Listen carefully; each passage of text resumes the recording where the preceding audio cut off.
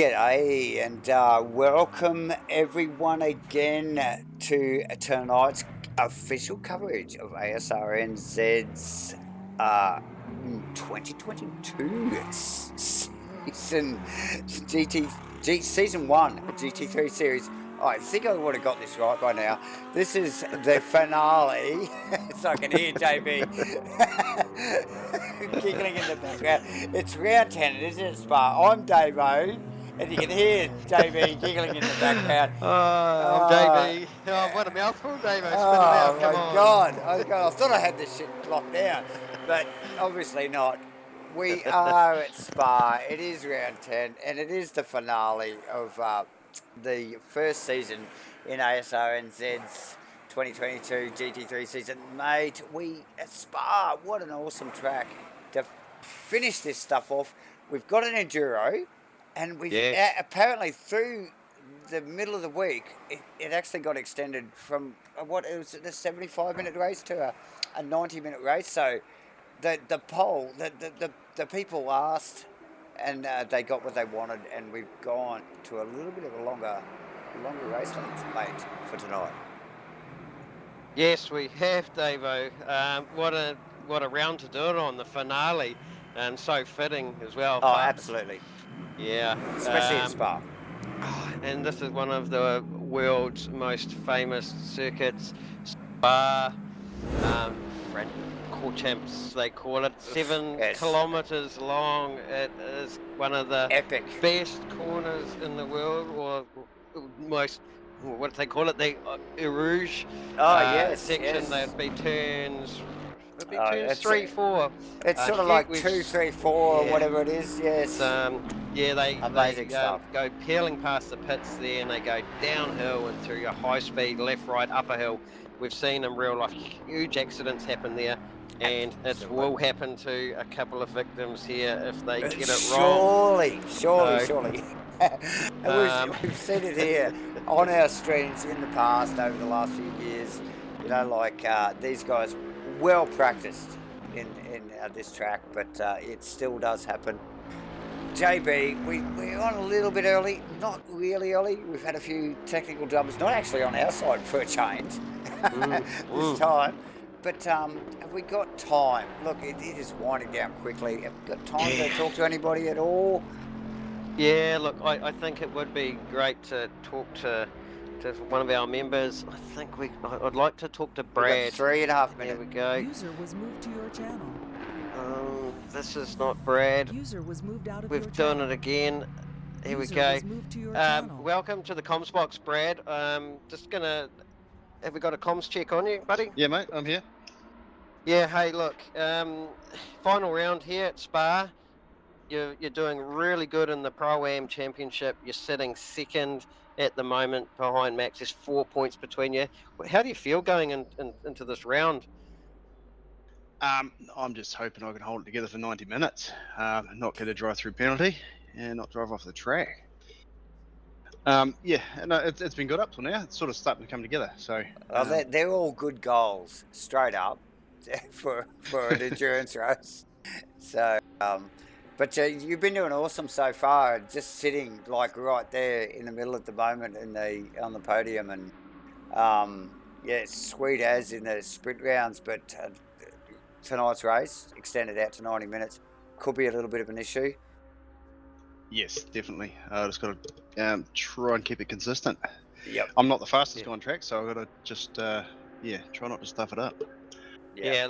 Look, hey Brad. Look, I know you guys are just going to drivers briefing, so look, we'll put you back there. But look, wishing you the best of luck for your Pro-Am Championship. Welcome to Asrnz. We'll be watching. Good luck. Cheers, fellas. Thanks, mate. Okay, so like JB mentioned there, we can just see... We're just driver briefing, guys. Can you just put me back? Sweet. You were moved. In the comms box here, sharing his thoughts on his championship, the nerves that will be kicking in, Davo. Like, given I think the Given- nerves are kicking in the comms box too. Oh, There's all sorts of things going on. Yeah. To the viewers watching, it's a hell of a scene after 10 weeks in this comms box, I tell you. Yeah, But we do have Mr. Baby everywhere. I only added myself just 5 seconds ago. I just think I'd have my shit together. JB, mate, we've got one job, mate. It's just going to drag these people around. We're fine. Look, we are in driver brief. We'll let the boys do what they're doing. We got the points up at the moment, the top 10 points. Mate, what do we analyse here? For starters, there's some really close points here. And Yeah. mate, I mean, look, you've got to start at the top, don't you? The man For of the championship so far, Absolutely. his name's Jake Mckellar. He has been our series leader unstoppable. from the day they rolled out of the pits and back in Hungoring. Now, he has 632 points, which is a 46-point lead over Nick Mckellar in the Pro Series, closely behind Glenn Dewar. Just note that number, because when you add this all up, Glenn Dewar after 20 points far back, and then now this is the interesting one here. Josh Verdiger in the Ferrari. He went a 1-2 back in Brands Hatch. He's only 10 points behind Glenn, so these guys are super close in a double points round here at Spa. So that is for the back end of the podium. Definitely one to watch. Yep. Look, the boys are going to go to quali shortly, so yep. I'll just what we'll do is we'll quickly roll through the rest of the standings. Mudgee in 5th, Ashley in 6th in the Pro-Am class. The Pro class. Then we go down to Max Hawkins leading the Pro-Am class. Brad Robinson, second in the Pro-Am class. Gunther Rowe. These guys, this is the one to watch as well. This is on for the Pro-Am championship. Separated by stuff is so 4 close. points between Brad and Max, and then 8 points back to Gunther. This is going to go anyway. Yeah. And you can't rule out Mule as well. He's right there. He's only 13 points across. Yeah, just just off that board there that you can see at the moment. But very close. What did you say? 4 points? 4 points, yeah. So look, I know the boys are rolling out for quality where you could get a bit of footage there. Just keep them a bit updated. And picking up on going just into this car there. So back end of the top end here, we've got Steve Wilton, Mule, Vaughan, Aaron Enright, Bob Laycock, Nick Davidson, Mike King, Pete Aspey, Steve Crosland, Brendan, Rolf, Kenny Simpson, Dave Zero, Steve Melling, Luke Crompton, and a few others that are late to the party. Welcome back, Jeff Burse. We see him in the Lamborghini. It's great to see him back. And also Aztec, we have in the house tonight too. So great to see some of our long-serving members that have been away for whatever reasons back on track tonight. I just want to also point out Vaughan is in the lead of the AM championship at the moment over Mike King. He's got a buffer there of good 40 odd points, and then Bob Laycock in the second and Mike King in third in the AM class. So look, these guys are still playing right to the end here, Davo. It's anyone's still. You've got to say it's still Jake's to lose at the top end of town. He's basically got 2 hands and it's got to seriously go wrong. We've done a quick bit of maths there. He's almost got to finish last, and Nick Mckellar has to pretty much finish first for this to be done. So, so that's a big ask, and I just can't see that happening at this stage. JB, Right. Look, and we would love to have a chat with a few of these boys, but it just shows you, after that quick rundown from JB there, that there's a race all the way down the field here. These guys looking for AM credit, Pro-Am credit, and it's not all happening just at the top, JB. It's happening all the way through the field. These guys are racing. And these guys will get rewarded with their respective podiums, especially in the Pro and the Pro-Am classes. Recognition for the AMs, but in the Pro-Am classes, these guys will receive medals. So we have a prize giving biannually. So it's a big one coming up. So the members are all welcome. and it's going to be great night. Yes, physical trophies, and yes, definitely. There is this get together at the end of the year where all the Asrnz boys get together, and the trophies awarded. It's an awards night. It's awesome. It's been a little bit difficult with COVID, I think, lately. Yes. The last couple of years, JB. It has, but we'll be back bigger and better. Oh, for sure. And it's like we run multiple different classes and different cars throughout the year, and these trophies go across all classes, all cars over the year. So definitely worth getting involved, my friend. Yeah, that's right. And these guys they put up. This is all for a bit of fun. People do take it quite seriously too. Oh yeah, sorry, it was just for fun. I forgot to mention it. Now, so the boys, they are in this qualifying session at the moment. There's 3 minutes, 3.5 minutes counting down. Big lap here, 2 minutes 20 nearly to get around. So they'll be lucky to be getting at least two laps in, mate. Yeah. Yeah, 2 flying laps, and that'll be all she wrote. So that's right. So they want to get it right. Yeah, plenty of places to get it wrong here, Davo. Well, it is far.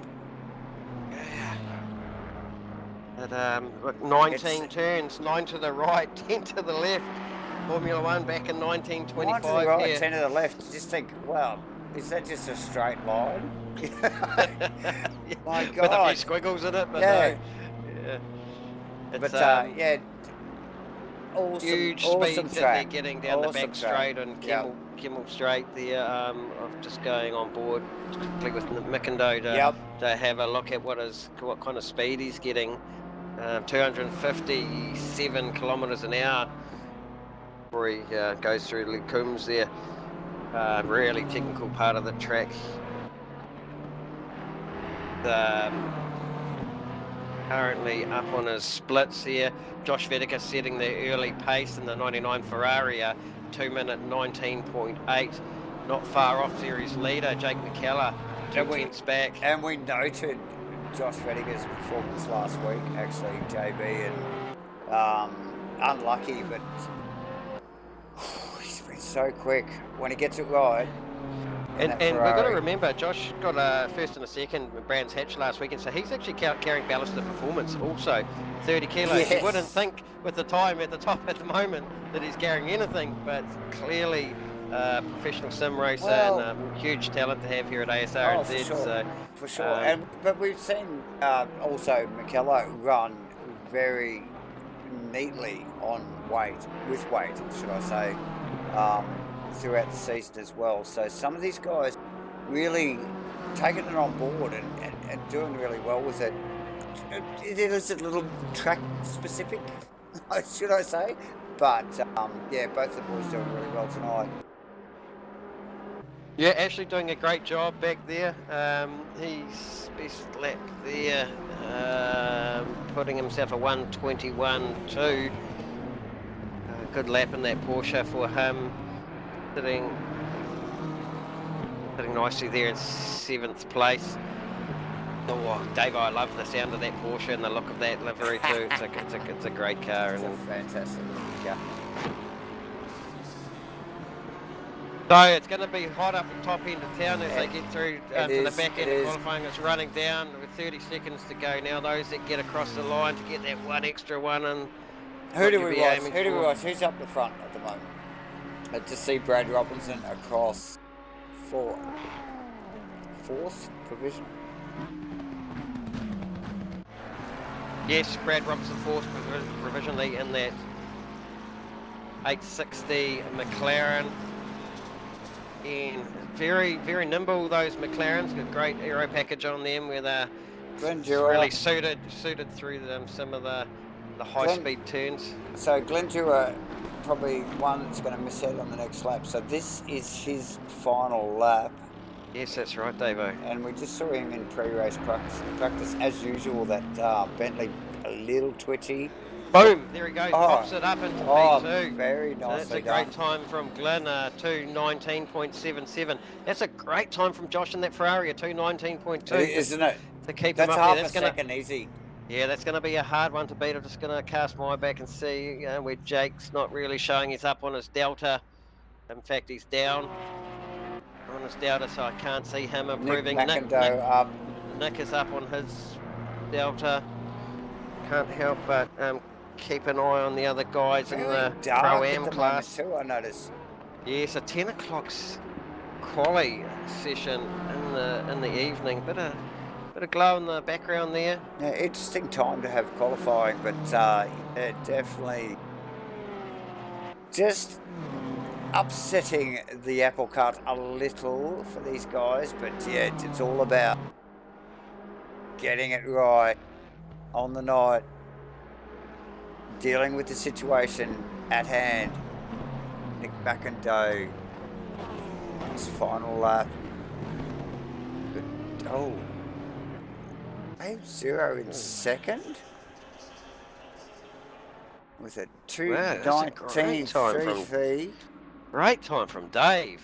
Over him up on the front row.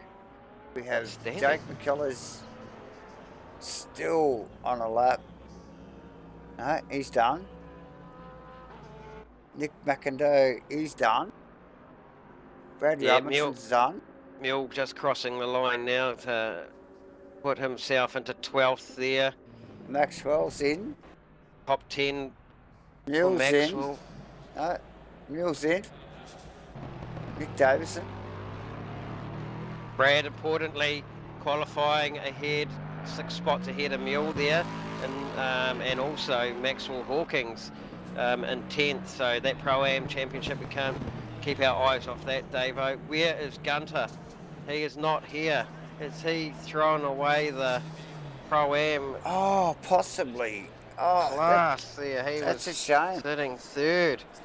So Gunther in the house. Is he? Not on my time sheets no, at all. So I can't see that either. Actually, I can't pull that car up. Look. Oh, here we go. No, he is sitting in the pits back just out of the 20. So looks like he's come in late and not been able to bank a lap. Oh, look, that aside, JB, look, we've really got a prop. Dave 0. Oh, standout performance. Absolutely. Oh, my God. Where the hell did that come from? Dave, you're a freaking legend. We will talk to you later about that. Yeah, you will definitely get an interview. Yeah, and I know just seeing his car being towed away to the scales there, looks like they're looking at a few new added parts there that might have given him that extra performance, and that's what they do here. They scrutinise these cars, and these drivers are looking for the best. Just drug testing that McLaren right now. Yeah, but Dave 0 sitting 21st overall in the championship in the Pro-Am class. He is 8th, so good season, Davo, so far for Dave 0. It's been a fantastic season overall. Yes, Dave, I know, has had his up and downs. We've been watching it throughout the season, but yeah, fantastic season overall. It's the last round. It's an enduro. We've got it extended a little bit tonight to a 90-minute race, which I think is a fantastic thing, especially here at Spa. And the boys are keen. We've got, what have we got here? 20 in the house. Very nice. Yes, and thank you, viewers, for all tuning in these 10 rounds. This is a long watch, so you might want to get a cuppa or a beer or a bag of chips or whatever, you need beside you for this long one. Welcome to the stream. Urza, I know you're watching from Italy. It's great that your brother's qualified up on the front row this time. We'll try not to put the mocker on him. So, whew, Davo, what is going through the heads of these guys? Oh, look, you know it better than me, mate. It's the setup. It's just getting that setup sorted. We know we've got to do a formation lap. Massive lap here. what is it, a 2-minute lap around here? Yeah, that's right. Anyway, so at speed. So, yeah, big formation lap. I'm sure the nerves, will be just a lot of highly strung guys just making sure they get their positioning right for the start and that turn 1 and then into Rouge straight away. Such an intense start to a very long race, JB. Really.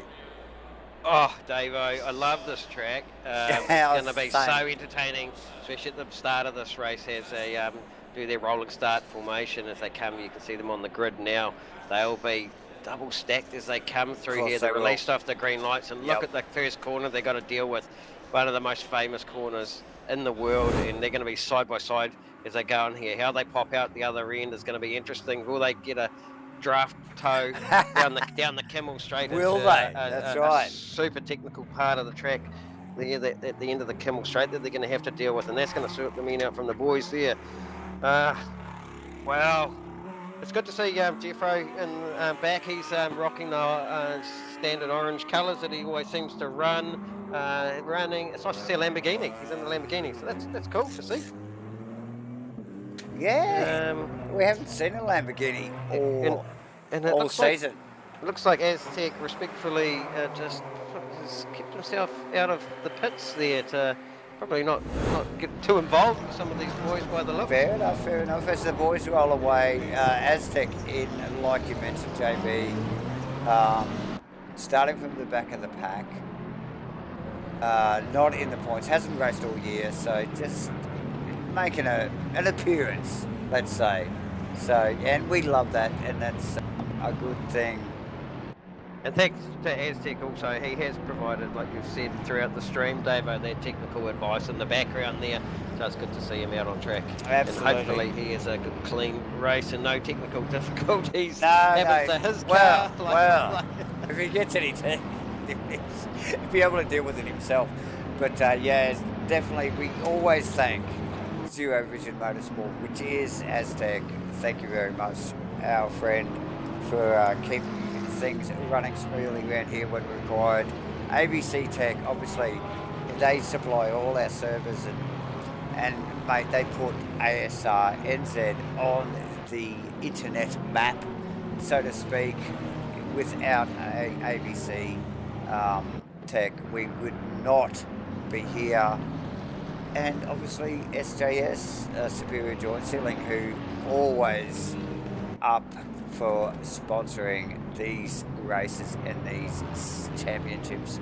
So here we are. This is the final round for season 1 of the GT3 series. There will be another GT3 series before the end of the year. That's why this is season 1. And we're at Spa, round 10, JB. And it's going to be a cracker.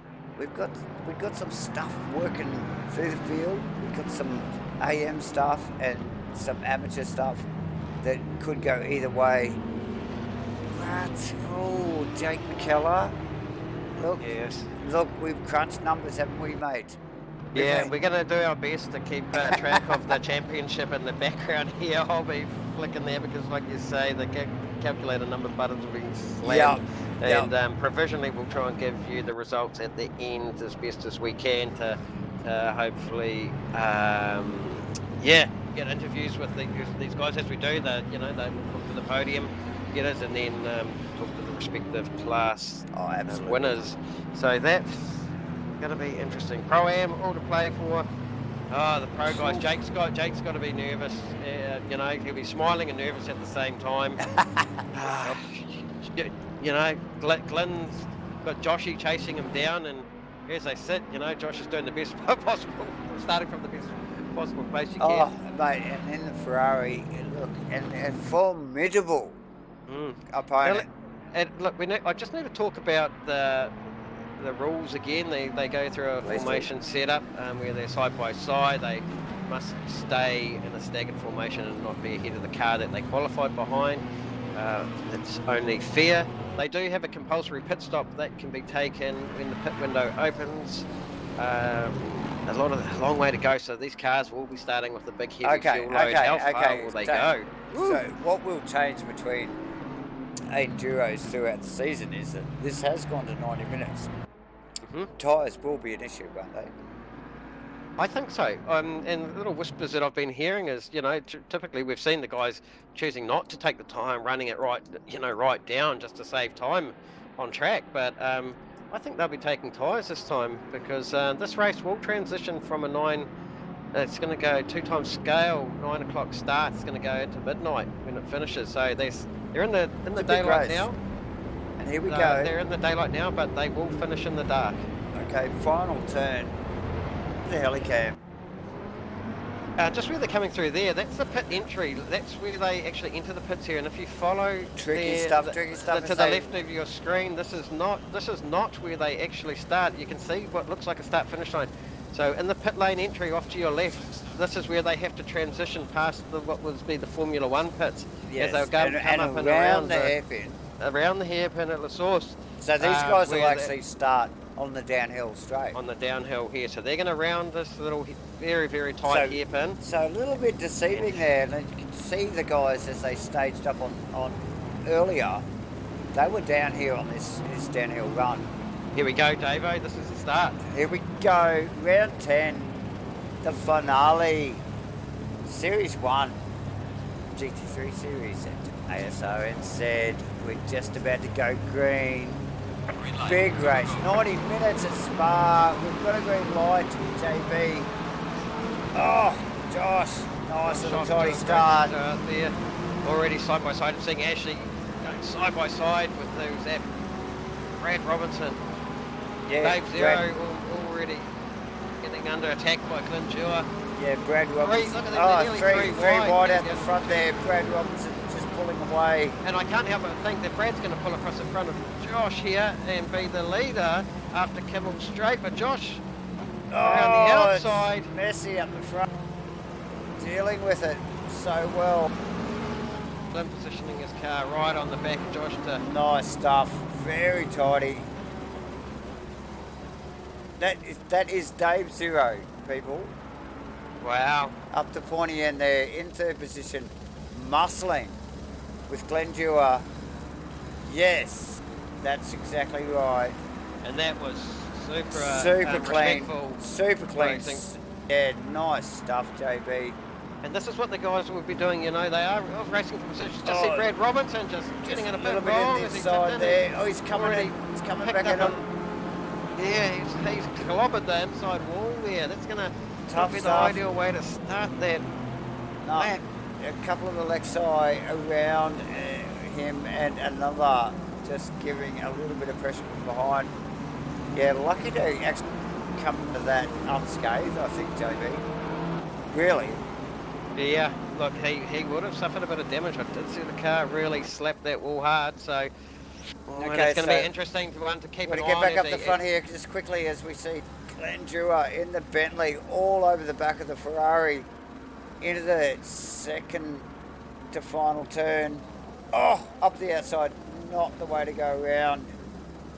We've seen that Bentley very twitchy in that corner. He's got the outside run, which will give him the inside in. Oh! Josh already defending his one. Isn't this great racing up the front? These absolutely. Guys but look at the power of that Bentley. He's got ranges up the side, Josh. He's got up beside him twice on the outside, and here we go. He's got nothing for that. He has nothing. Now, Glenn, we have talked to him pre-race, and he just said this thing is quick. Yeah. So there you go. I've just got it. We've got to click back on Dave. This is now awesome Dave's stuff. Getting a run on one of our best sim racers in this community, Josh, up around the outside. Look, I know viewers, we are focused a lot up the front here. Josh just stepping aside there a little bit, letting Dave get that run done. Look, that BOP serving well. And who's that up beside Josh already? Taking advantage? Jake Mckellar. Of course it is. Of course it is.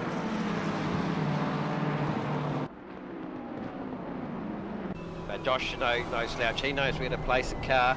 So that's out of the back of Dave's car now. Well, look, geez, don't you want to be look at Farmer. He's joining in Look, on this too. look at the talent that sits behind that car at the moment.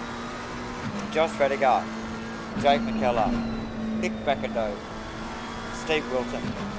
We have Glenn Dewar in front. Mate, these guys, that is the cream of the crop, mate, right there.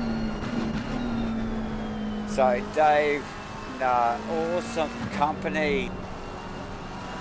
He holds down currently second position.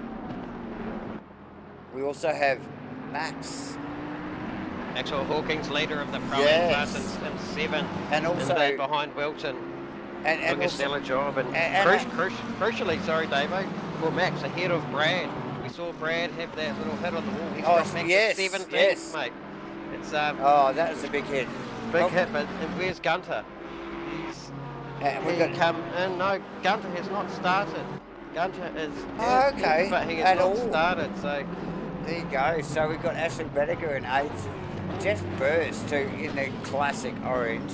Or as always in the Lamborghini, as you mentioned. number Mule 69. in Yep. 10th in the Lexide. So Good position for Mule here because actually, with the Gunter missing. Yes. This is going to give crucial points to Mule in the Pro-Am Championship. We're going to see Mule potentially move up ahead of Gunter after this final round, Davo, and see him on the back end of the third place of the championship if it stays like this. Yeah, and we did talk about this actually throughout the week, didn't we, JB? And we noticed that Gunter had been a bit hit and miss with his racing, and oh look, he needed to be here tonight, didn't he? He really did need to be here tonight to wrap that up, and he really did have it in the bag, didn't he? He did. And Davo, I've just been keeping my eyes up the front as well, because that's what we tend to do. We look up the front a lot to see how these championship pro guys are handling it. We did see Dave Zero at that point right up behind Glenn Dewar. So, Look, to be honest, JB, just quietly, I'm trying not to focus on Dave. I'm going back to Jake now. yes. What's Jake doing? He's under plenty. Okay, he's under plenty of attack from Nick Mckellar. Wow. Yes, but as you were saying, we do like to look up the pointy end. This is still theoretically the pointy end. Okay, this guy is in fourth, and look at the group of cars behind. We have Nick McIntyre, we have Steve Wilton, and Maxwell. Look at that. Who was that? Last one back there. Asrnz Vedigar in the fourth. So this is already so close. And this is definitely before the end of the race at the moment. Where do we look, JB? It's so hard to look, but I do see the splits. Dave Mckellar, he's the closest up the back of anyone. Also Mike King, Aztec, and Steve Melling back in 13th. They are having a ripper battle. Oh, look, I think the cameras have actually dropped back to Vaughan, Martin. Look at these guys. Steve Melling, Aztec, yes, that's it. Isn't that nearly three wide there? 3 wide. Oh my God. Look, it looks fantastic on the cameras, doesn't it? The Porsche, and who's in the back there, and the black McLaren, the... we've Mike got King, Brad. 318. We've got Brad Robinson coming back from his little freight car earlier in the race. The black McLaren. Side by side as they go into a rouge. Oh no! Oh! And Aztec have a get together.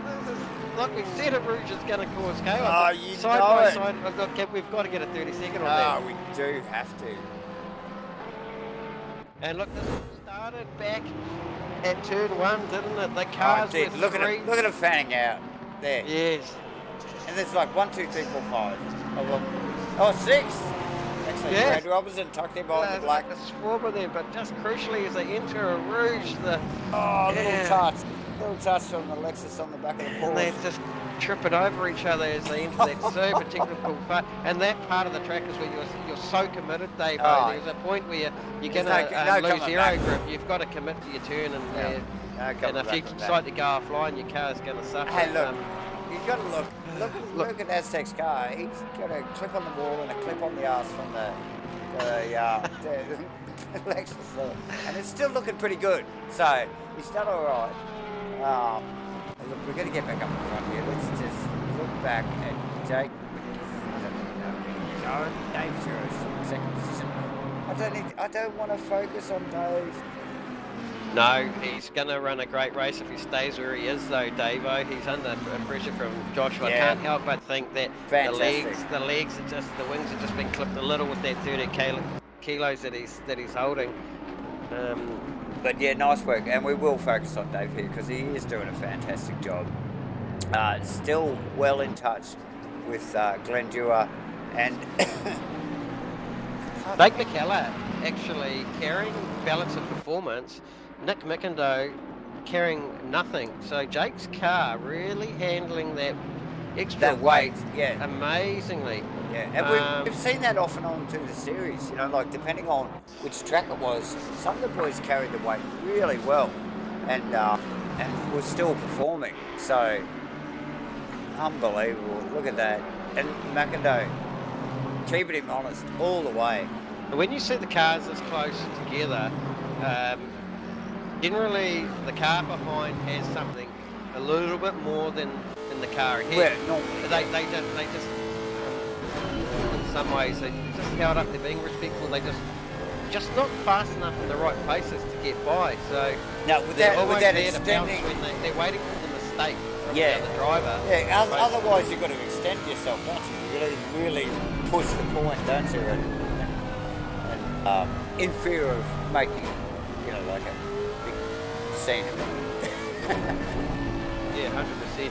Now, although Glenn's car's gone away to the lead, he's cleared out. It's not even a second, so he hasn't gapped away as much as I thought. So whether he's bringing the tyre in nicely or whatever. And another thing we've got to talk about is these guys are limited to I think it's 3 track cuts around here. Easy to pick up by running wide and making a mistake. We haven't really seen the cars get drive-throughs through track cuts, more so through pit lane infringements. A longer race, you know, might have to keep some of the boys on their toes. So they will creep in. It's a pity we can't see where those cuts are for the viewers, but no. Generally, I don't think we can actually see them either. I can't see them on my screen unless you're privy to it. No. Can't help but think. I've seen the 96 of Enright. It's BMW way back in a lonely spot. What's happened to him way back there? A couple of little quick battles. We got Mule and Nick Davidson. He's nice and tight for 9th and 10th. Got Vaughan Martin, Brad Robinson also just coming into the final corner here. And then they've done this big run up the hill, and some of these cars are clearly quicker pulling up the hill to others.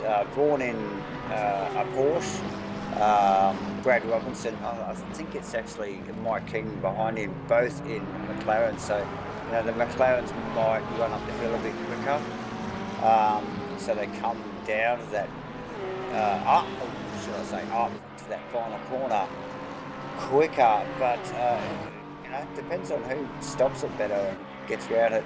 The Porsche is clearly doing a job. Vaughan Martin at the wheel, nice work. We probably should get back up the pointy end a little bit. Josh has just got past stage 0. I just saw that. Can you sit close enough? Okay, here we go. The boys have got it on the replay. So we got Dave going a little wide, a little bit of a slip up into the chicane at the top of the hill. Josh just driving past, so nice work from Josh just to be there at the right time. But yeah, Dave, a little bit of an unfortunate slip up there. Just watching the strength in the background of that BMW over Jake's car, just really... Yeah, I've been noticing that. He's all over Yeah. it, but as soon as they get to the straights, He's that got nothing. Lexus with or even with the weight, it's just Oh, no, he's struggling. powering away. So the strength of that Lexus, amazing in a straight line. Yeah, even up the hill here, which is a stretch. The up the hill section is tough. Like it's that first straight. Like all of the straights here are uphill pretty well. So Steve Wilton doing a great job back in 7th. keeping his nose clean. Having his nose clean, yes. Fastest lap of the race to Dave, 2 minute 19.7. Oh, yeah. A good 10th quicker than Glenjur in the lead car. So Dave's Nice really Got the quick eyes here. on. Got the eyes on some. Jake Mckellar again. We've just sort of got to slip back one position and just have a look at what he is going to deal with here. We're talking this uphill run with weight. Here we go, Nick McIndoe in the Beamer.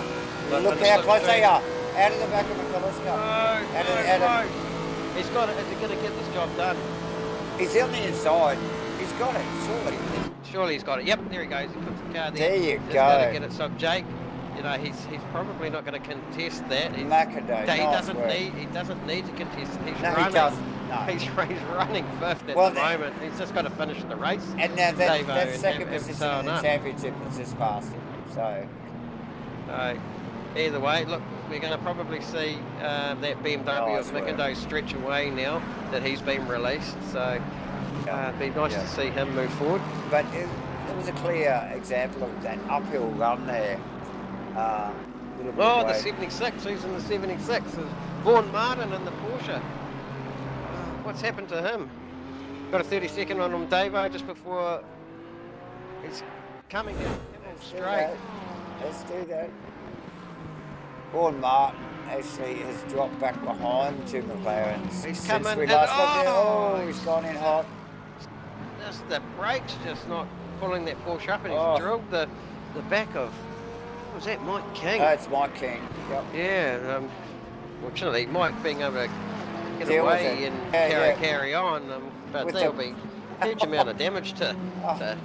either both of those cars. A little bit of gasp of breath there, but yeah, looking at the back of Mike's car, that McLaren, the back of the McLaren looks well damaged, as does the front of Vaughan Martin's car now.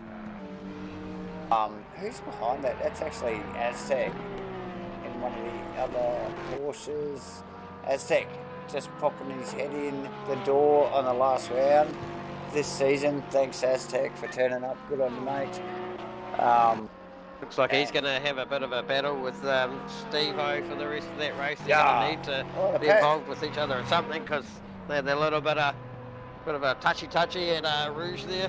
Yeah, well, apparently Steve-O's got 2 arms now, so, you know, I'm sure he'd be a little bit quicker at least, so. He did say he had 2 arms.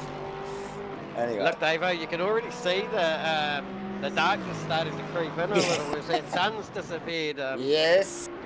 Here we go, and we just pick up quietly. Oh. Josh Prediger, Dave Zero. Sorry, mate. Get a little replay on that as look out of the back of Josh Prediger's car as we see Dave Zero up the hill on the front straight. Of that McLaren so much better through a Rouge and allowing him to get a nice run. That's a second and third, Davo. Yeah, nice, tidy. And look at Dave, very measured braking area there too. Thought better of putting pressure on Josh and just pull back a little bit there, eh? So yeah, nice work there from Dave. And now that Nick McIndoe's been released as well, he's already joined up now on the back of Dave. So yes, as one makes a little mistake and the other guy doesn't, look at the swing Yeah, that it well, has in well. untracked position. So now this will light up with Nick's eyes because he's thinking, well, that's third place right there. Oh, for sure. And I don't think Nick will be as nice as maybe Josh has been. He's racing for a championship, so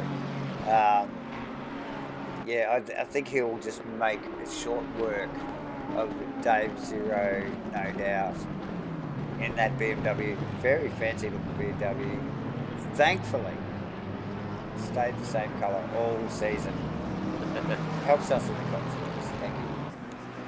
So 20 minutes of that race is almost past 20 already. minutes? Already, and we're at about the stage that these guys are normally used Yes. to racing, where they'll be starting their traditional like 75-minute race.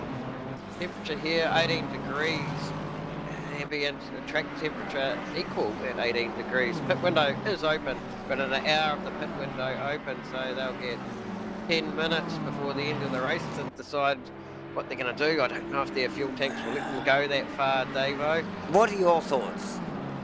You Well, know this game. Well, mate. Come on. my thoughts is Asrnz is going to trip up other cars, and already seeing who is that in Asrnz, back by Mule. The 318, it was Mike King.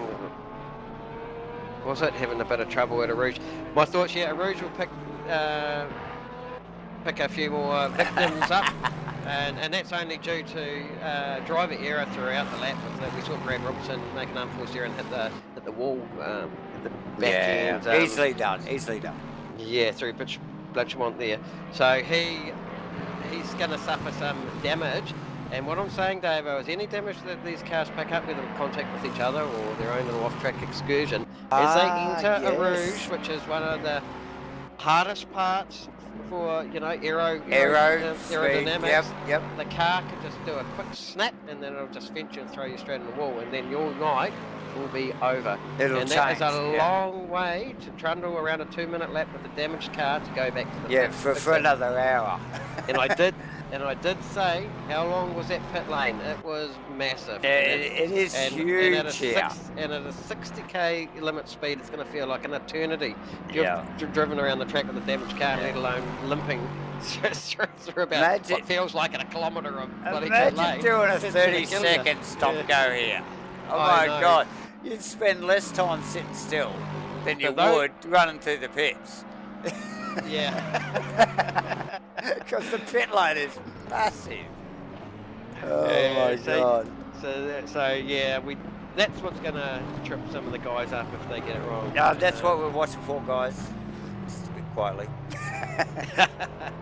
and look, the other thing is we transitioned into a darker racetrack.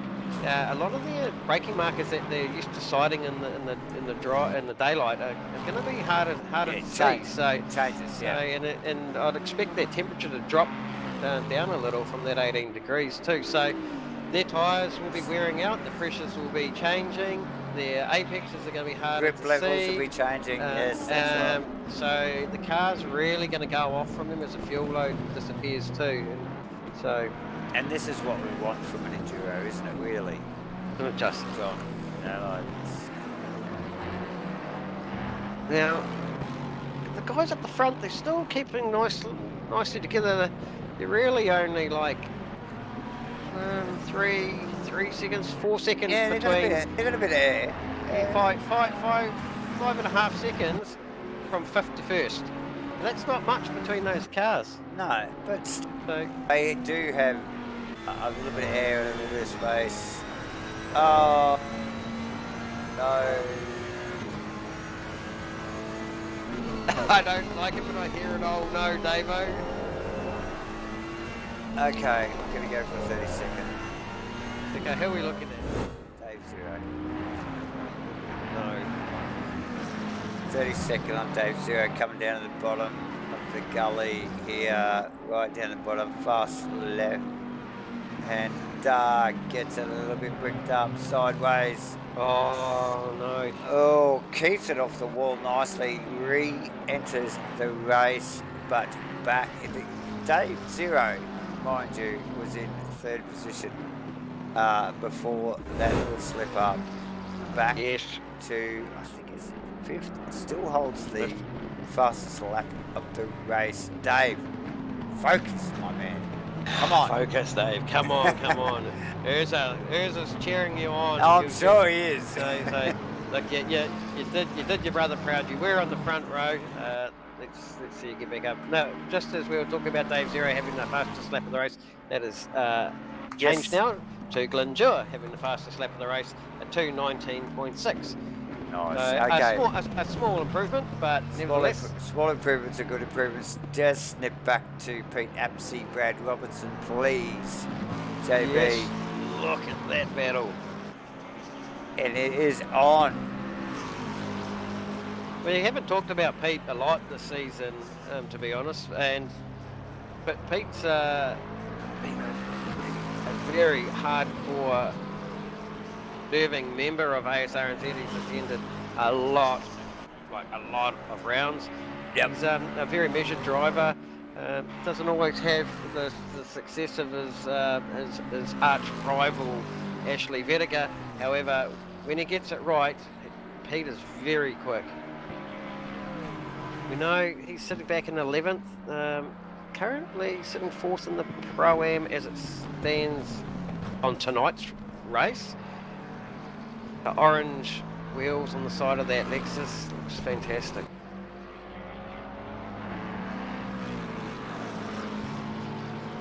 Yeah, Pete Apsey handling the pressure well. Like you said, okay, this guy has been around forever at Asrnz, consummate professional.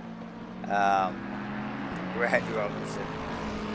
As much as that McLaren's all over the back of him, it probably doesn't come as any surprise or any threat to Peter. He's just going to manage it as he feels fit.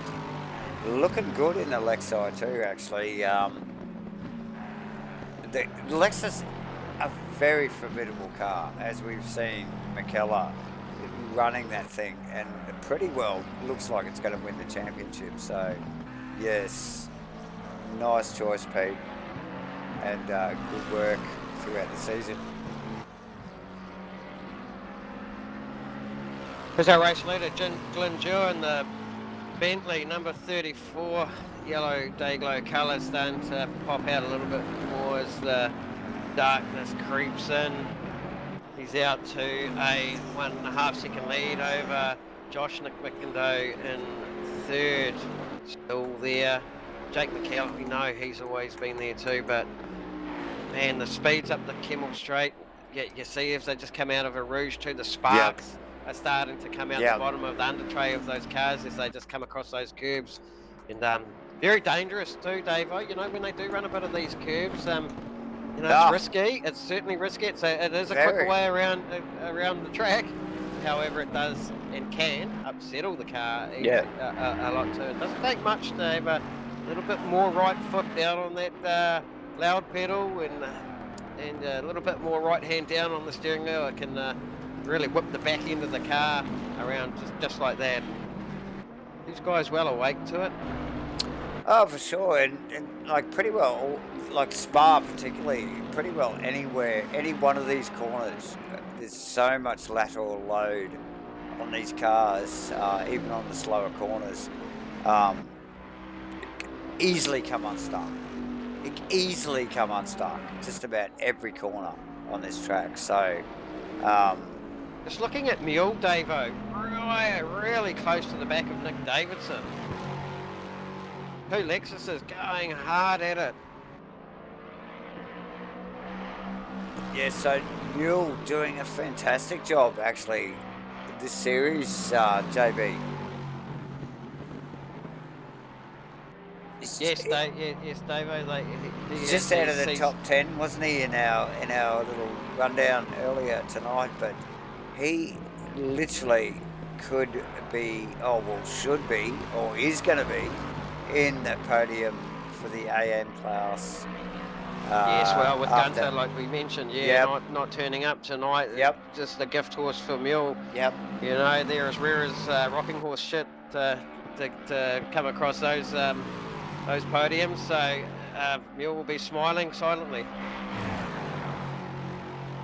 Yeah, whether he's aware of it or not, he still races to the end. Look, JB and I regularly race with Mule, not always on bitumen.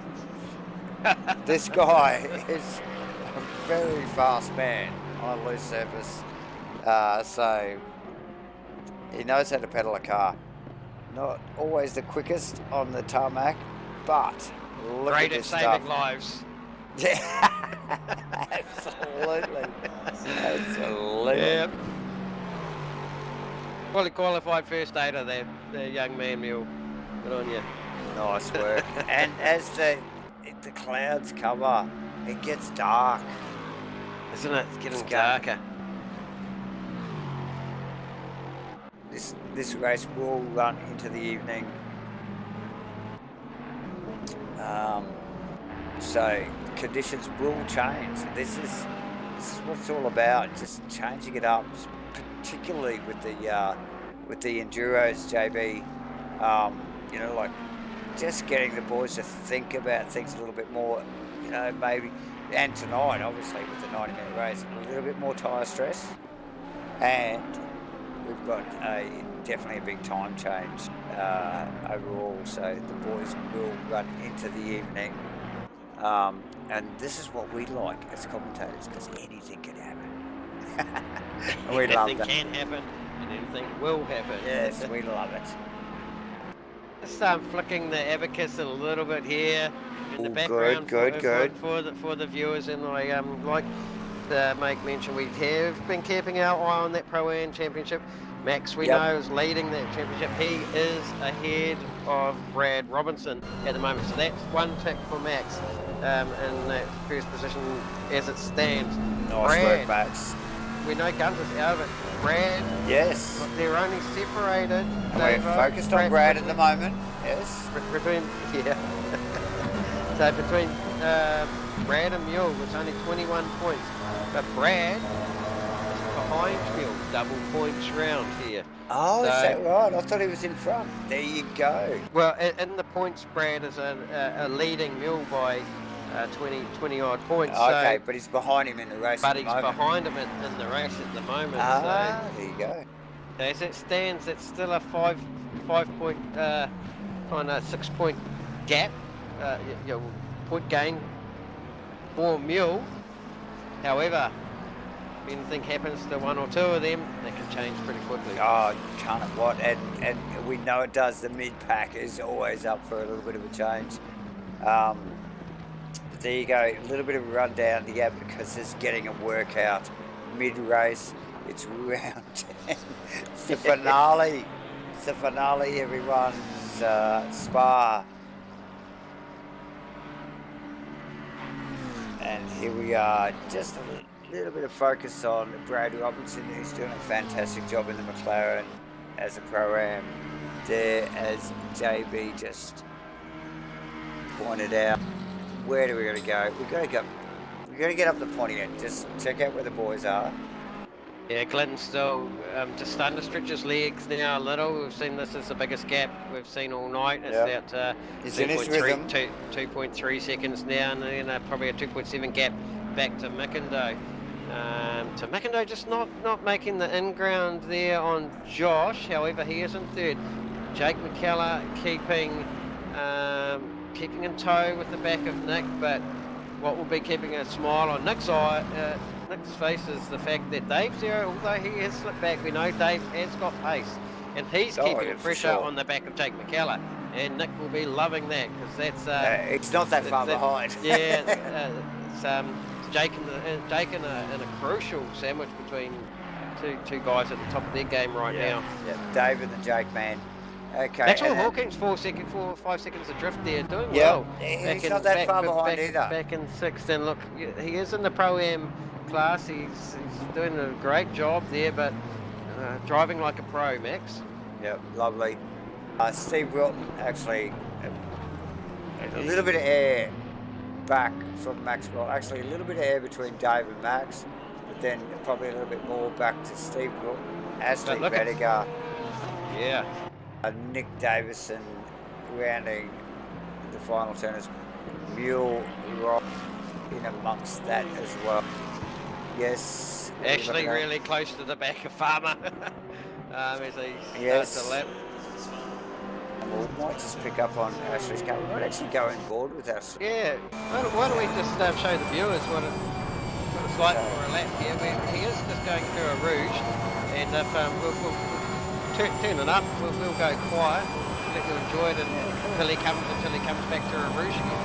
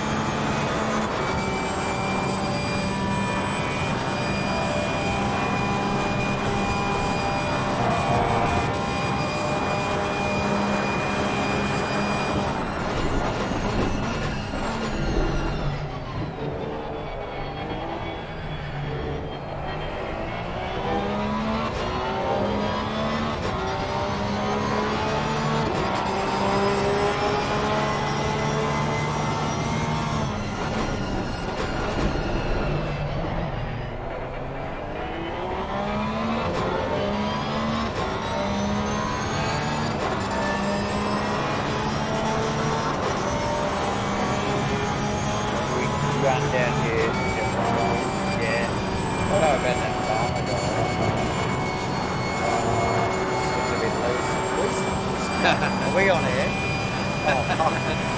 Hang on. Here we go. JB, we're back. Well, wasn't that a long lap here at Spa? That's all 7 kilometres away. We took about 19 turns. Yes. It's like 9 that way, 10 that way. That's right. right. It's a straight line. Really, at the end of the day, it could be a drag strip. It's not. It's not. The lights are on. There's not any trackside lights to light up this track, so they're relying heavily on the headlights. Not good if you stack it head on into the wall, because you won't have much to light the track up with. No. Interesting point to note there too. So front damage is nothing up. Not good. Not good for progress. Here we go. Nice little in-car lap with Ash Redigar in the Porsche. Perfect sounding car. Like they really nailed the sounds with this. And just looking at it on screen, look at the glow out of the back of this car. The exhaust glow is just freaking amazing. ACC, you've done an awesome job with this stuff. Look, where do we go? Davo, we didn't really talk about it, but the guy missing tonight as well, Mark Mudray in the Porsche running fifth overall in the championship in the pro class. He went 1-2 with Josh at Brands Hatch. They had a podium and a second each, or win in the second, I should say. Mudray missing for whatever reasons. I'm sure you'd hope he's sitting back with a beer watching it on the stream if he's not racing. You better be. Yeah, and also we do know that Vaughan has a good, strong following family that tunes in, so good. Thank you, Vaughan's family for tuning in. Yeah, that's great. Thanks, Carried guys. on to watch. And also all of our viewers across the world that tune in regularly. It's 1,000. I know that we can great reach, so keep it up, boys. You're doing a great job. There's plenty of people watching. Yeah, they don't come to us, I tell you. It's just you, the racing. The racing, yeah. Just looking I'm just looking at monkeys with microphones. We'll go back to that. First we just see Steve Melling with the green wheels getting chased down by Aztec. Actually, up the hill. The first one straight there, and yeah, nice work from Steve. Heavy, nice and close together. These Porsches, a lot of Porsches here tonight. Well, 3 actually, so no, not a lot, but a lot of Toyotas. Yeah, a lot of Toyotas. Yeah. But yeah, nice. Steve Melling is making a mistake, and Aztec so close now to the back of Steve Melling. Melling just making a little unforced error there and allows Aztec up nice and close. Yep. Really tricky point. Track through. 17 here, they call it Blanchimont. They're going to come through a kink into 18. Oh, sorry. So much pressure. Down to turn 13, sorry, the campus corners. You want to carry just a lot of rolling speed through these sections. You're not really a lot of throttle. You're relying heavily on your tyre and the setup of the car just to get through there again. And even down through here too. Turn 16, and you want to get really good drive off this. You've got to be patient here to get the throttle on.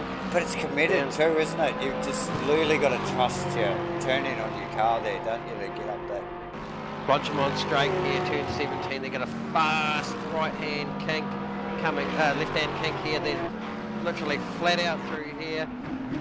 Hold it wide into a big stop. You can see the speed, 252 kilometres from 6th gear, banging down the gears right down to 1st gear through the tricky chicane. There's a pit entry on the right there.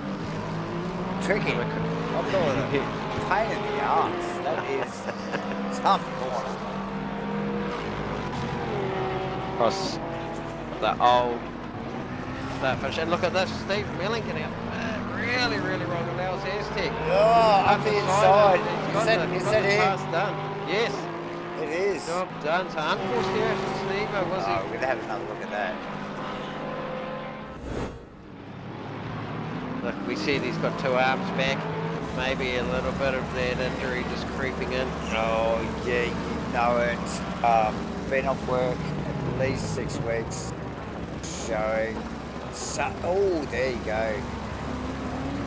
It wasn't his leg, his brake foot. It wasn't his arm. Well, it is a tight hip in that one there, so he will be using a lot of lock, but crucially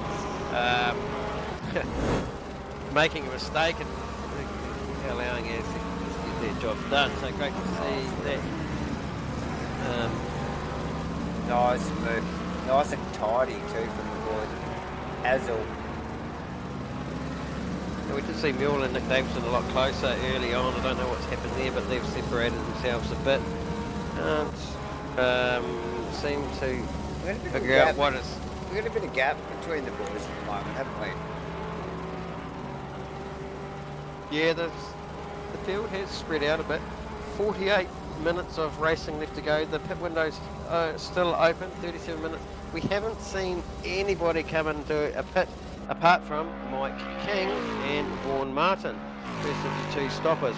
They seem to, here we go, they're in the, got the car 34 now. That, I believe, is Glenn Dewar in the pits, and also Dave Zero. So here we go, ladies and gentlemen. Here come the pit stops. And they are freaking long. Okay, so go and grab a cup of coffee. Walk the dog. Yeah, whatever you whatever, need to do. Whatever. But we will focus on Dua just quietly, leader of the race. So we will watch this car run through the motions and just roll back out on the pit. Start finish. Who else should we just be focusing on here? Dos Vertigo now. So the Ferrari already. Now Glenn hasn't even stopped yet. That's how long that pit lane is. Yeah, and so bloody. There he goes. He's been on the limit of what would feel like an eternity. Yeah. And Urso, thanks for tuning in. I know you're still cheering on Dave Zero. You should be at work. I know you're at work. And you should be working, and not watching the stream. But great to have you on board. And you should be cheering Dave because he's doing really good. So, just ready to go. First position stop. Oh, I need to get back up there. Here we go. He's come off the jacks now. Okay, Speed release instantly, and look at that. The pit limit is off straight away. The lights are flashing as he and there is the pits. No one behind come him. out into clear air, and that's exactly what you want to do as a race Yep. car driver when you exit a pit lane, is to be clear air and just get on with it. And so he doesn't need to really have that pressure on him anymore. He can just cycle up nicely. Hopefully Just get that ready car to go. into a bit of a window. Just ready to go. Rolls through without stop. As does Mckellar, as does Jacob. As these boys. Look, Davo, they're like, we talked about a 7-kilometre racetrack. Glenn's at one end of the track, and Josh is at the other end of the track. They were 1 and 2, so within that whole pit stop, they're at opposite ends of the spectrum from each other. Palmer's in. That is a minute difference. There you go. Mule's in. Mule's in. Now, Mule and Ashley been close, actually, throughout the race. And was that Wilton's car? What's the blue car? That is Wilton's car. And look at these boys. Look at that. Look at that footage there, people. Those boys trundling down that pit straight. They haven't even got to the corner yet to go down to there. That's the entry. Yeah, that's the entry, that's right. It's painful, but look, they've all got to do the same thing. Yeah. So the pain is the same, but not as bad as you have to do 2 or 3 times. So just don't cane us for this broadcast. We just try to show you, what these guys are going through here. Look at that. Out of the front of Mule's car, the wheels in his front, headlights are flashing, everybody just rolling down. Now I'm seeing a real trend pattern happening here. Sorry, Davo. Yeah, go. 45 minutes into the race. Look at them. They're all peeling in. So what's clear is they've all gone to the halfway mark. They're going halfway. Yeah. Now we thought this. There was a poll taken throughout the week. We did extend the length of the race to a 90-minute race, and it is a little bit of an unknown. We've thrown a little bit of a curveball at the boys, and there they go. They're going the safe option, aren't they, JB? They certainly are. Yeah. And I think myself, I'd pick the same strategy on a race like this. Why not? As you started the race in daylight, and we've gone to a dark now. I did make mention that the temperature was 18 degrees earlier. The track being 18, it is now 17. So it's only dropped a degree. We would expect that as it gets later and darker. For sure. And cooler, but what's also happening is they can be out there knowing that they've got an incoming set of tyres. They can actually re-pressure them before they make that stop. So that incoming set of tyres that they put on the car will be pressured slightly different to what they might have started and got it slightly wrong and thought, hey, look, we need a couple of PSI more on the left rather than the right, and so forth and so forth. They'll be monitoring that, and they can adjust that while they're actually driving per corner, front and rear tyres, left and right, and make adjustments to what they feel they need for an incoming tyre set. So when they put that tyre set on, they're going to have fresh rubber, new set of fuel, and a better pressure tyre for a darker, cooler racetrack. So, opposed to like let's say stretching that tyre out that's already wearing out and probably the pressure's falling away, you can be losing up to 1 to 2 seconds a lap on that kind of tyre dig. So good to see the guys are throwing some rubber at it. It looks like the stops a lot. Why not take a long stop when you're already stretch anyway? When you're already brewing whiskey out there. So. Absolutely. Nice stuff. Look. Shall we recap the leaderboard? Jake Mckellar first, still out there. Only 4 of them left the pit. Nick Davidson, Pete Apsey and Aztec in the Porsche. First of the... Oh, what happened here? We've missed something, Davo. Josh is in 5th, completed his stop. Glenn Dewar is down now behind Maxwell Hawkins, completed his stop. So just the timing coming through a bit delayed at my end. Actually, Glenn's just popped up the front. I think that might have been due to Josh's re-entry there, actually, just as he's rejoined. Yeah, I think Drew is still fine where he is. He is. They're just a lot closer now between Josh and Dewar, actually. Yeah. That was nearly 2.8 second gap that Dewar had over Josh, and now that has evaporated. It has, and look, you just mentioned it before too. Is that just the smarts of Joshua Rediger coming in, adjusting his tyres for that, just getting it right. And coming out of the pits, nice pit stop. Bam, he's there. He's ready to go. Crucially, I'm just picking up on something else here. Davo, Maxwell Hawkins has jumped Nick Mckellar in the pits. Yep. But look at them. Look how close they are. No, very, very close. Now, Nick needs to keep his car up in the podium contention here because the car of Glenn Dewar Here we go. Just seeing him crucially get past Maxwell there. Yeah, he needed that. He did need that. He got that run through Blanchimont there. No 18. Around. Oh, full commitment through there into that big stop at the final chicane. Look, what I'm trying to say is, as it stands in the pro class, we know Jake Mckellar, if he stays where he is, he's going to have to sewn up. Josh is making... he needs to make ground on Glenn to, they're only 10 points behind, but also 20 points separated Nick Mckellar and Glenn Dewar, so double points round. We talked about this. Yeah. Nick needs to,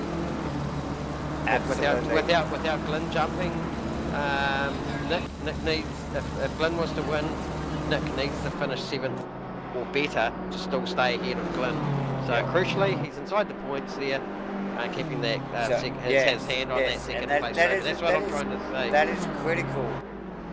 These are the little things. So those passes, like where he was bottled up behind Max Hawkins before, he needs to make that pass, didn't he? Yeah, that's right. A podium's worth more points than a 4th. So yes. Whew. Just got to catch my breath on that. Sorry, viewers. You see. That is the JB Abacus working. Hardcore right there. I can smell the burning rubber from here. Yes, and I'm sure there'll be burnouts after there. Oh, I've seen the car in the fence. Oh, no, who's that? 96, I think that is Enright in the BMW. It is locked hard to the fence. I might just have to look back, Davo. Enright? Yes, it is the car of Enright. 96.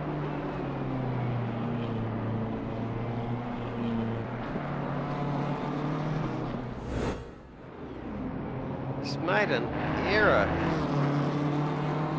I'm going to work out where he is on the track there.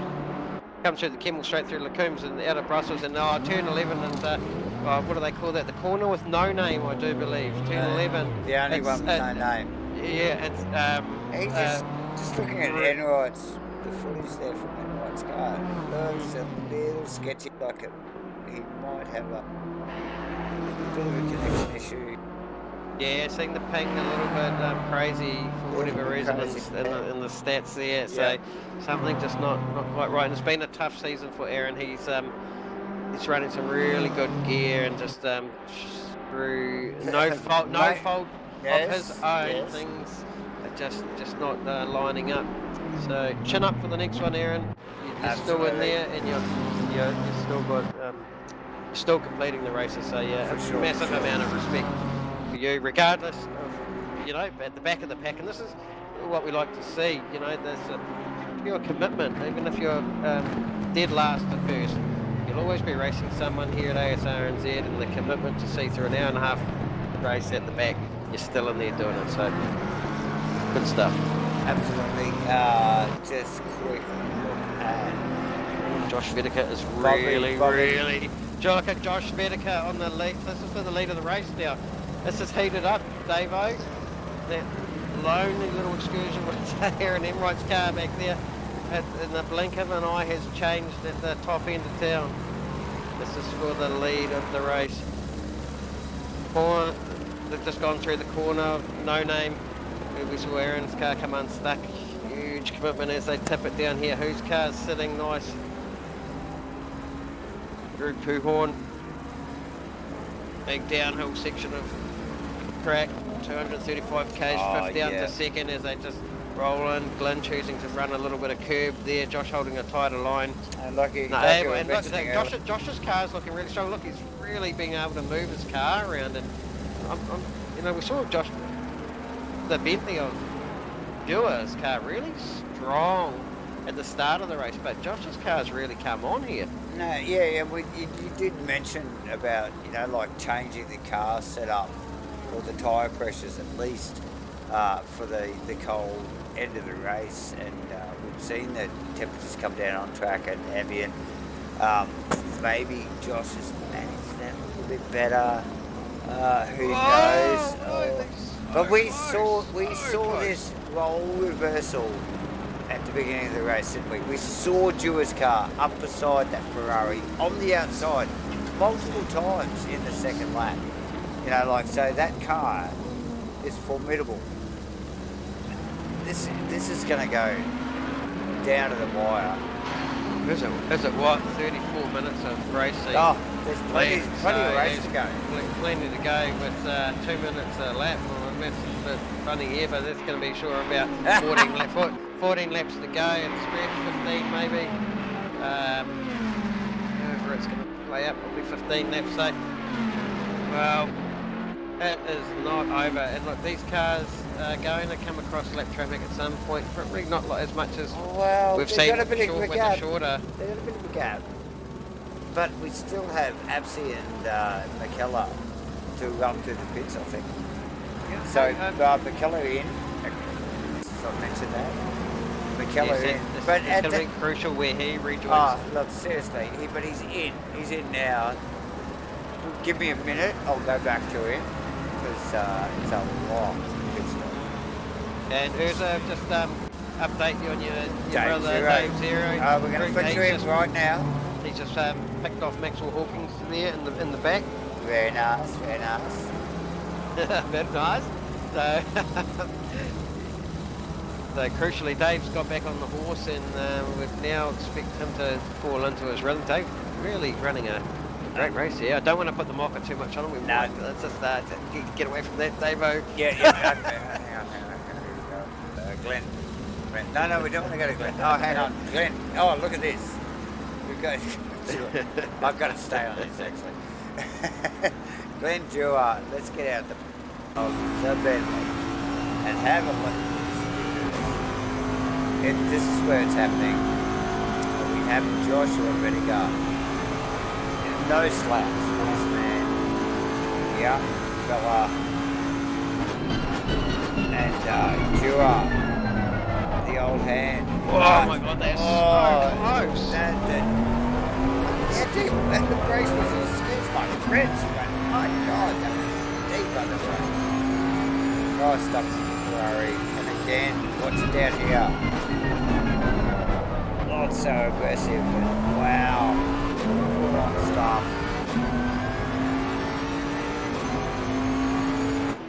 Amazing, the track was fantastic today.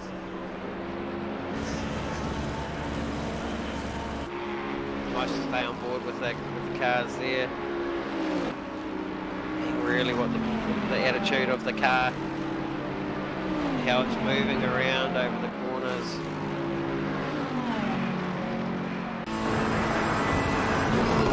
Out in front of Whittaker's car, they come up on back markers. Is this Mckellar? It is Mckellar. These guys are. Mckellar's come out of the pits. How has Jake done there? Jake has covered With weight. with weight from he was quite far back from these guys. I mean, I know he was close, but how's he come out so? It's no penalty. JB. Oh! Just see Joey. Oh! Look, just gone into the fence. Just as we were talking about that, coming up on the back of Mckellar's car. Like, Okay, we go back to a 30 on this and just get a load of the Jewel's car actually. We've got 3 of them. You can throw a blanket over this stuff, JB.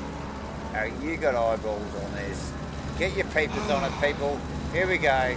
Somebody pulls over. Mckellar pulls over. Looks like Dewar takes evasive actions. What I'm not sure what's in there? It's like Mckellar's lifted slightly. Yeah. Glenn's, I don't know, got half reacted, but not To it, just the way it's picked up that curb. Now that curb we call it the corner with no name, and it is infamous for like destroying cars as they pick up that curb. It's a very unique corner the way it catches drivers out on that curb. And just the way you're going to enter it. Yeah, I know. But that is. Can you explain that? You can't explain what just happened there, can you, without talking to these guys? So, well, that's right. And what I couldn't explain was the job that Jake Mckellar's done through the pits. I mean, it's a huge gain that he's made. And, he's done a fantastic job. Okay, he's lost the lead now to Josh through that little that incident, but now we see whatever is. Yeah, so now Josh see Glenn get back on the horse, and he's back up to speed now. He's right up on the back of Mckellar. So we got Josh in the front. We've got Mckellar. Josh with the fastest lap of the race now too, 1:2:19.5. Now Mckellar letting Renault past. Really well to do that. Why do you let someone pass so easily? I guess he's thinking of the championship. Yeah. But I don't even understand what just happened there, so we're going to have to get these boys down after the fact. Look, who's going to win this? It's Jake Mckellar. Well, we're sitting. I can't understand why. Get the abacus going. But look, as it stands, it's a Nick gain. Jake's got his hands all over this now. As it stands, and it's winding down. Because we only got a bit. 30.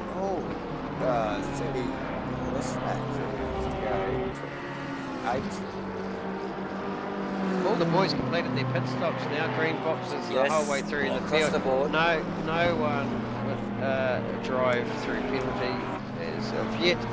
It's great to see the stats and the colours of the cars, apart from Maxwell, who's just got the wrong colour next to his name. He is a Pro-Am driver. So the white being the Pro cars, the grey being the Pro-Ams, and the red being the Ams. So isn't it funny how you see them on screen at the moment? They've kind of respectively fallen into order.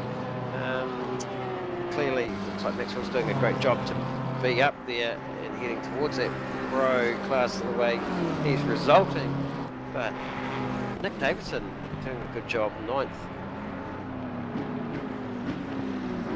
Mule crucially, he's making a little gain there on Brad. Not enough to make a big dent in his championship points as such, but nevertheless he's 4 seconds ahead. So good effort there, Mule. Yeah, nice work from Mule. And we can't forget about our AM drivers. These are the guys that have a big classified. They're new to Asrnz. Vaughan Martin in the Porsche back in 15th, Mike King 16th, and Amos Laycock in 17th place. So Yes. well done, lads. You've stuck it out all season, and it's been a long haul. I'm sure you'll be looking forward to the break. Great season so far, Davo. Awesome stuff. Awesome stuff. Pick a car. What do you want to go on board with for a lap? I need the pit stop. We're gonna go. Pick a car there, Davo. Nice to probably tuck in behind the 247 of Dave Zero, I think. Awesome. Let's do that. We'll go on board, actually. And 247? 247? Dave Zero. 247. Thanks for tuning in, Ursula, and the rest of the viewers here on Twitch. We've talked about Dave Zero. He's had his place just come up there on the back of, who was that? The Porsche 76, I think, of Vaughan Martin, just stepping aside, probably not carrying the same pace there. It's great to see Dave out there doing it in the McLaren for his brother. So I'll shut up for a bit, and you can just see Dave and his McLaren at work as he starts his flying lap.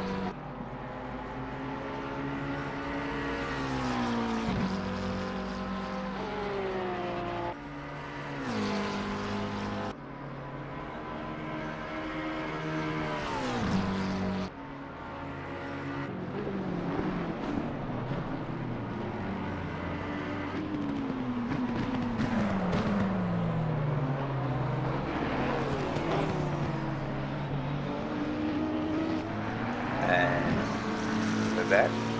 Jerry. Yes, welcome back. Great timing, Davo. We've just been on board for a full lap there with Dave Zero in the McLaren, the comms back, and isn't it a pleasure? We got to see a full lap without putting the mocker on him. So as we speak, we're switching away from that car before he puts that in the fence. Yes, we quickly switched away after that stellar lap from Dave. You're a 22. legend, mate. mate. Yeah, and you're doing it for your brother there. Great race for you. You started You want on to the thank front your row. brother, because Yeah. we're working for you, brother. Well, he's working and he's still watching the stream. While that was going on, I was just flicking through a few numbers there, and interestingly enough, we did see the car of Glendua, he unforced error or whatever happened there, and his car may be carrying a bit of damage. Josh's look at the gap now between Dua and Josh. That's just blown out. Right But out. we saw Jake Mckellar make a big inroads for whatever reason through the pit jumps. But Okay, where I'm going so with this, viewers, with the Dua Joshua, Dua Joshua, and third in the championship. third, fourth, isn't it? Is it Is it stands, third and fourth? As it stands, yep, Jake Mckellar is going to win this championship. Nick Mckellar is comfortably sitting there with second. He's safe. However, if Jake Mckellar passes the 34 of Glendua for second position, that will put the two cars of Josh and Glendua third equal. They will be on identical points. I can hear your fucking brain my- working for me. The pins are clicking. Yes. Maxwell Hawking, he's getting the job done. This is Class. awesome. Brad Robinson, he's going to definitely be second in line there as it stands. Gunter Rose out of it. Yep. And Absolutely. Mule just needs to stay where he is. Which puts him where? Third in the pro-am? Yes, absolutely. He's actually dropped down quite a lot. For whatever reason, we've missed something there. So something has happened to Mule. However, the points get back to Aaron Enright, which is the next best dressed in the Pro-Am class. The points gap's probably too big to make too much of an impact. So even though Mule's back down there, I think he's still going to net the third place. So that's lucky enough for him. But Glenn will be wide awake to this gap with Mckellar coming. Oh, you know it. And I can't help but think, why did Jake pull over and let Glenn go earlier? We did see that happen up on the Kemmel Straight. Jake just seemed to lift and let Glenn pass. So Yeah, but not Glenn sure. didn't pass. He ended up throwing the car into the wall. Yeah, he did, but later on, Jake just let him back pass. So, I can't understand what really went on there, but I mean that's Jake's just gifting him the bit of the third. But however, will he be so kind? Hey, eyes forward, get this job done. For sure. And now we have warned all the drivers tonight, if you want to get an interview at the end of the race, hang around. So it's going to be a long telecast, folks, to be honest, because we need to get some of these boys down here to explain themselves, don't we, JB? We do. I'm just want to see where our good friend Farmer is. He's back in 8th place, lonely 18 seconds behind Ashley Vediger, who's in the top quite a way up the road. I really wouldn't mind having a quick chat to this guy. I know Let's do that. I know he'll On board. be. We can go on board. And This is the first ever. This is the first ever for 2022 GT3s. We saved the best for last. I'm gonna bring this guy down, and we're gonna chat to him and see what he's dealing with. This works properly. Right, okay, it works properly. Okay, we've got this guy. He's no stranger to this comms box. His name's Steve Wilton, aka Farmer. He's sitting in 8th place, lonely, 18 seconds behind Ashley Vediger, 10 seconds behind Brad Robinson. You've got plenty of time to have a chat. Clearly you've got some time. Yeah, I got lots of things at the moment, mate. Yeah, she's a pretty lonely one, eh? Yeah, well, we can see the gap between. Well, you've got to pick up your game, mate. Yeah, look, I sort of hung with those front boys off the start there for the first few laps, and then I just started daydreaming and yeah, just lost touch, eh? And then I was watching Ashley catch up to me there, and I was just trying to work out, have I got enough fuel, and my tyre pressures aren't quite right, and I was playing around with dials, and I don't know if you've seen my pit stop, but yeah, I did have to reverse it out of the wall before I went in there. I think we might have cut away just before that. We actually probably cut away just before that.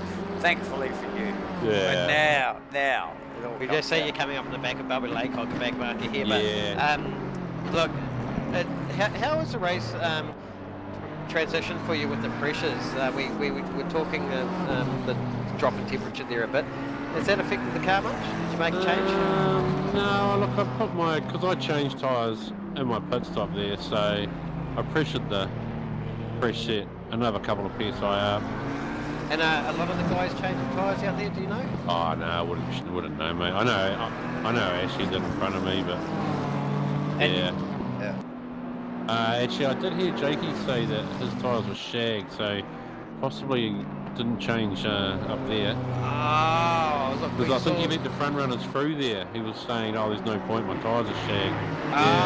That explains it, Davo. We saw him come out with a massive net gain, and it was through not changing tyres, and that's gonna cost him. Look, I'm just managing that gap behind me to Brad Luck, mate.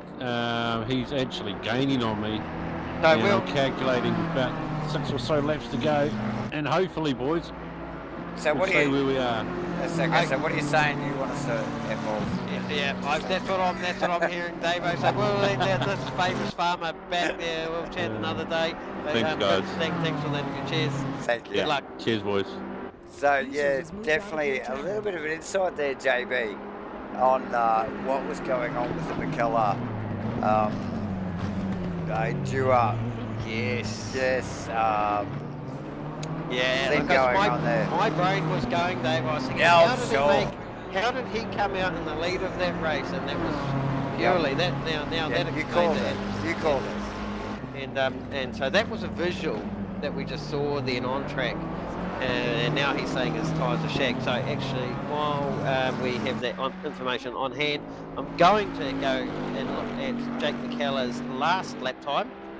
His last lap time was a 2:21 flat. Yep. And if I look at Glenn Jewell's last lap time, a 2:20.8. That's not that much apart. No. But Josh Vedeker's a 2:20.3. So, look, Josh Vedeker's a good part of like 7 tenths, nearly 3/4 of a second quicker than those other guys. And so that's no surprise when we see Josh pulling away. Look, this guy, we say it a lot. Josh Vedeker, no stranger to being up the front, and if he wins a lot. I'll save these stats again for later. but look, you can't take it away from Mckellar. No, this guy has dominated the series. And right from the get-go. And he's throwing an alternate strategy at the back end of it. Right at the end of it. And look, is that a bit of tongue-in-cheek? He's saying, look guys, I know you're all changing tyres. I'm going to try something different because my points gap is so good and I can still get third. Yeah. So, that's a commanding place to be in, to be able to do that, and good on you. And you're right, Dave. He hasn't put a foot wrong, has he? No, he hasn't. And when he does, he still does very well. No, so he's made it work.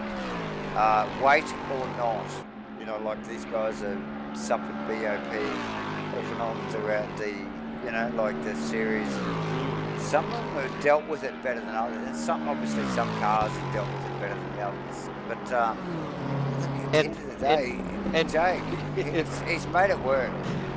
And weight or not, Dave, we don't have to wait very long until we're going to finish the end of this race and the end of this season at Asrnz's 10-round GT3 Championship. Quick recap, our 10 tracks we've been to. We've been to Hungary, we've been to Nürburgring, we've been to Zandvoort, Bathurst, Donington, Kyalami, Mazzano, Silverstone, Brands Hatch at the finale Yeah. here. Hour and a half long at the We've been all Spa. around the world. We've been around the world. This is why we have so many followers here on Twitch. So thank you for tuning in. Look, I'm going to start flicking the calculator behind the scenes, Oh, Dave. I'm sure because you are. as the pattern starts to emerge, so we can get a clearer idea of the championship. Because as we it are rolls winding out. down. We've only got a little over 10 minutes to go. It's 11 and a half minutes or so. So JB's going to get on the calculator. We're going to work this stuff out. We've got Pro-Am. We've got Am. We've got the full-on A-game going on here. We know Joe's going to take this out. We can't go wrong. But yes, the abacus is flicking. We know it. JB, get on it, mate. Get on the buttons. He's going to have to give me time to do all this. But, come on, mate. But hey, look, it's great to still have big numbers here at the back end of this field, and we've talked about the calibre of drivers, and look at the improvements these guys have made. Our new AM class drivers. Oh, absolutely. Vaughan Martin, he's a big standout, and Dave, I can't help but think he might have Dave picked Zero a tonight.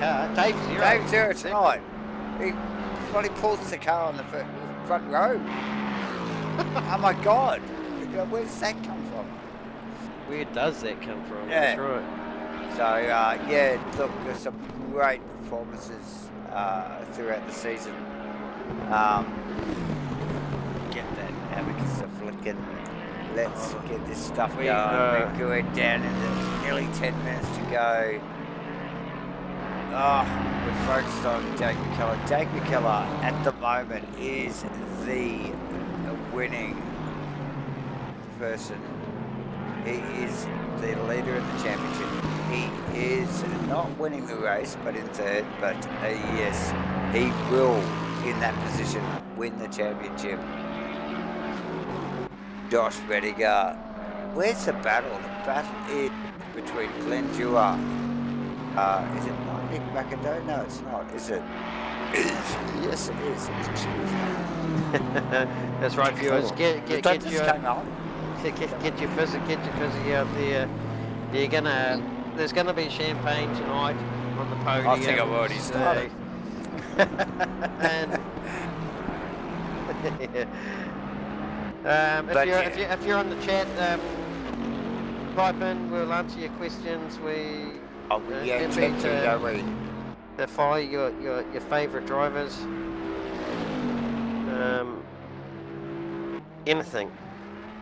Anything. Chuck it in there. Fastest lap of the race still for Josh Bedinger. Well in command of this race now. Yeah. Multiple champion that he is. About 8.5 minutes to go, people. We're winding down. It's round 10. It is the finale. It is the finale, and it is at Spa. We love this stuff. Asrnz, season 1. Season 1 means there's going to be a season 2. GT3s at Asrnz. Come back and join us again. Thanks for everybody joining us on Twitter tonight.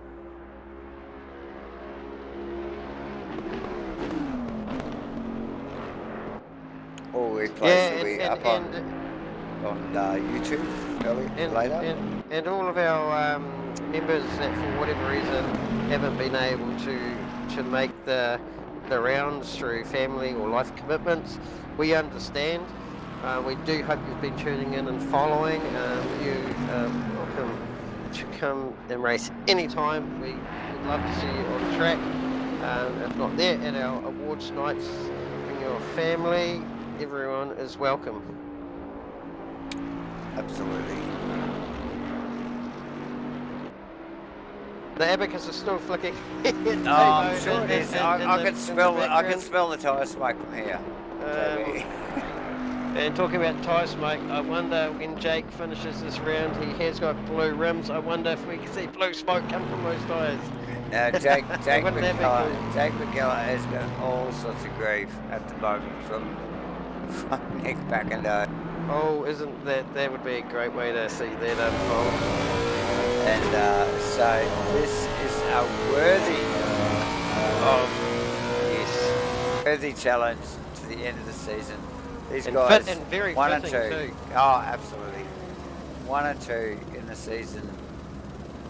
A little over 6 minutes to go. Oh, fantastic. 2 different marks. But the the Lexus has been so quick. The Toyota is amazing. Hey, But that this inside info, BMW, remember that farmer said that tyres on Jake's car are shagged. He hasn't changed it. Nick McIntyre's on fresh rubber, that's right. and Jake Mckellar's car is not. And this is why.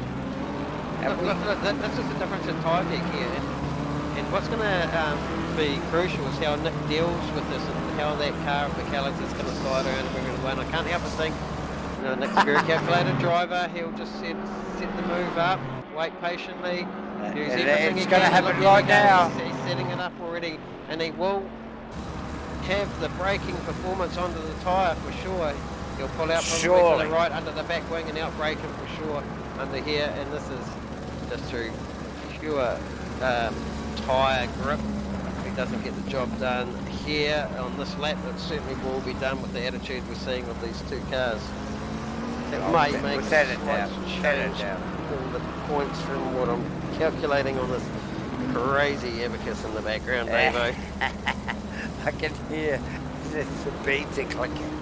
JB. And it's the last time these beads will need a click until the next one. Look, fantastic stuff from these two guys. So much respect, and we've seen it across the season. Really tidy racing from all the boys. JB, it's just like amazing stuff. This place just breeds nice, good, clean races. ASR, it's amazing, good community. And these guys just want to perform at the top level, but it's all about keeping it clean, isn't it? You know, like it.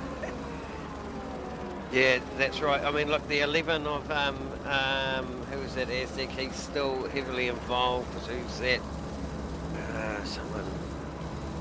Who was that? Who was that? Mule. Oh, sorry, Mule. Mule in the spelling, background. Getting that. Nah, Mule. But look, we were just up on board with Nick. We've talked about Dave Zero. Dave Zero, as Jake Mckellar's hanging on with his shag tyres, and Nick's just not been able to get past it. It's just the power of that Lexus, isn't it? Just putting the power down in the right spot. And where's Dave Zero? Right behind him, isn't it? And Dave Zero is making right inroads like you wouldn't believe. He's just closing that gap. Last lap round for Dave Zero, nearly 2 seconds a lap quicker. The two boys in front of him. That's right. Unbelievable. And this is because Mckellar's tyres are so shagged. Dare I say it. And come on, Nick, you've got to get this job done. This is the back end of the podium. You're side by side now. He's able to put the car up next to Mckellar. Look at that, the grunt of the Lexus still not there. But still forces the issue. The grip, and that was for the back end of the podium. And Nick's going to be just loving the fact that, you know, that move was done. So here we go, there's the swing. Do a replay on that. Is Jake now going to be vulnerable to Dave Zero is my next question, Dave. It's not going to change things in the championship, but however, this is a good example of the tyre really falling off. So good on you, Jake, trying something different. Yeah, nice work, Jake. And he's just, crucially, he's just banking information, isn't he, as he's doing this. And the other boys were thinking, wow, look what he's done on their tyre. Absolutely. Look at that. And it's so tidy. These guys have got so much respect for each other. They know where they are in the championship. They got the abacus running as well. They know what's going on. And yeah, nice tidy stuff from both. A couple of guys might have buggered up that last week. Anyway, here we go. We have got 2 minutes to go. Final lap. Give me the final push. Leader is on the final lap. 1.5 hours of racing.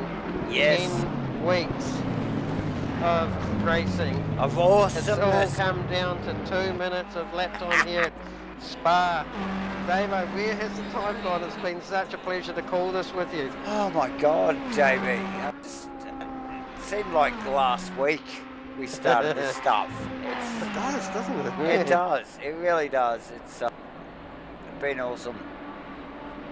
And these guys, they probably think the same thing. As we pick up, Josh, ready to go.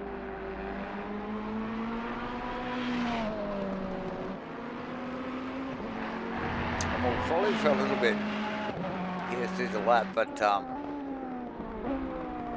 we really must get back to Jake Mckellar.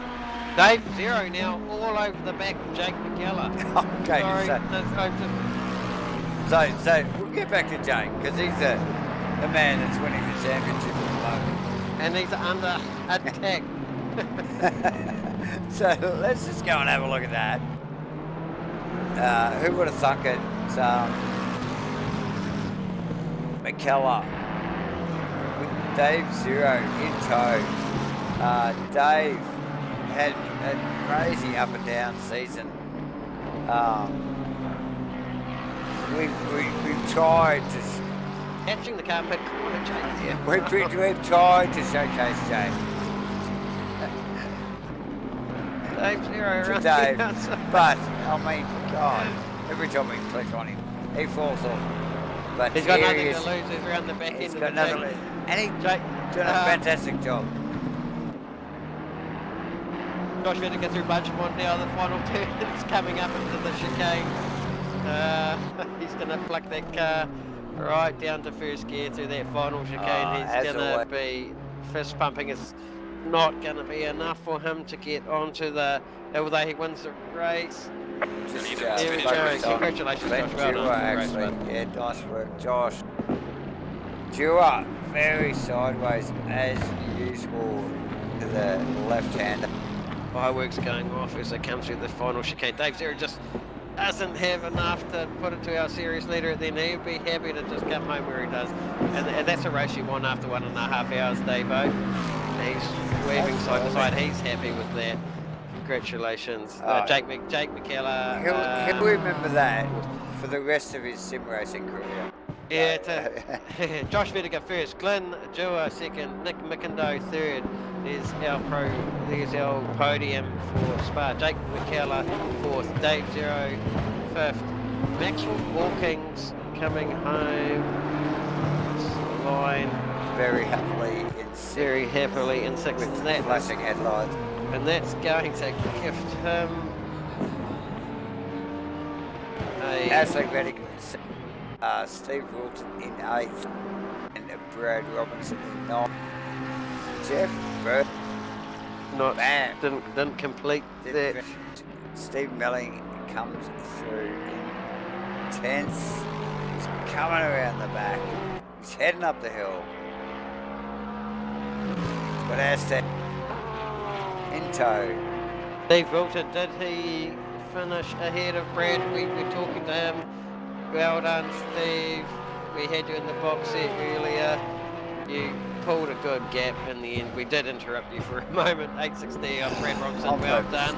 Well done, Brad. That Pro-Am class. Going to bring that home in second overall there. Nice But work. look, Steve Melling, he's been missing in action.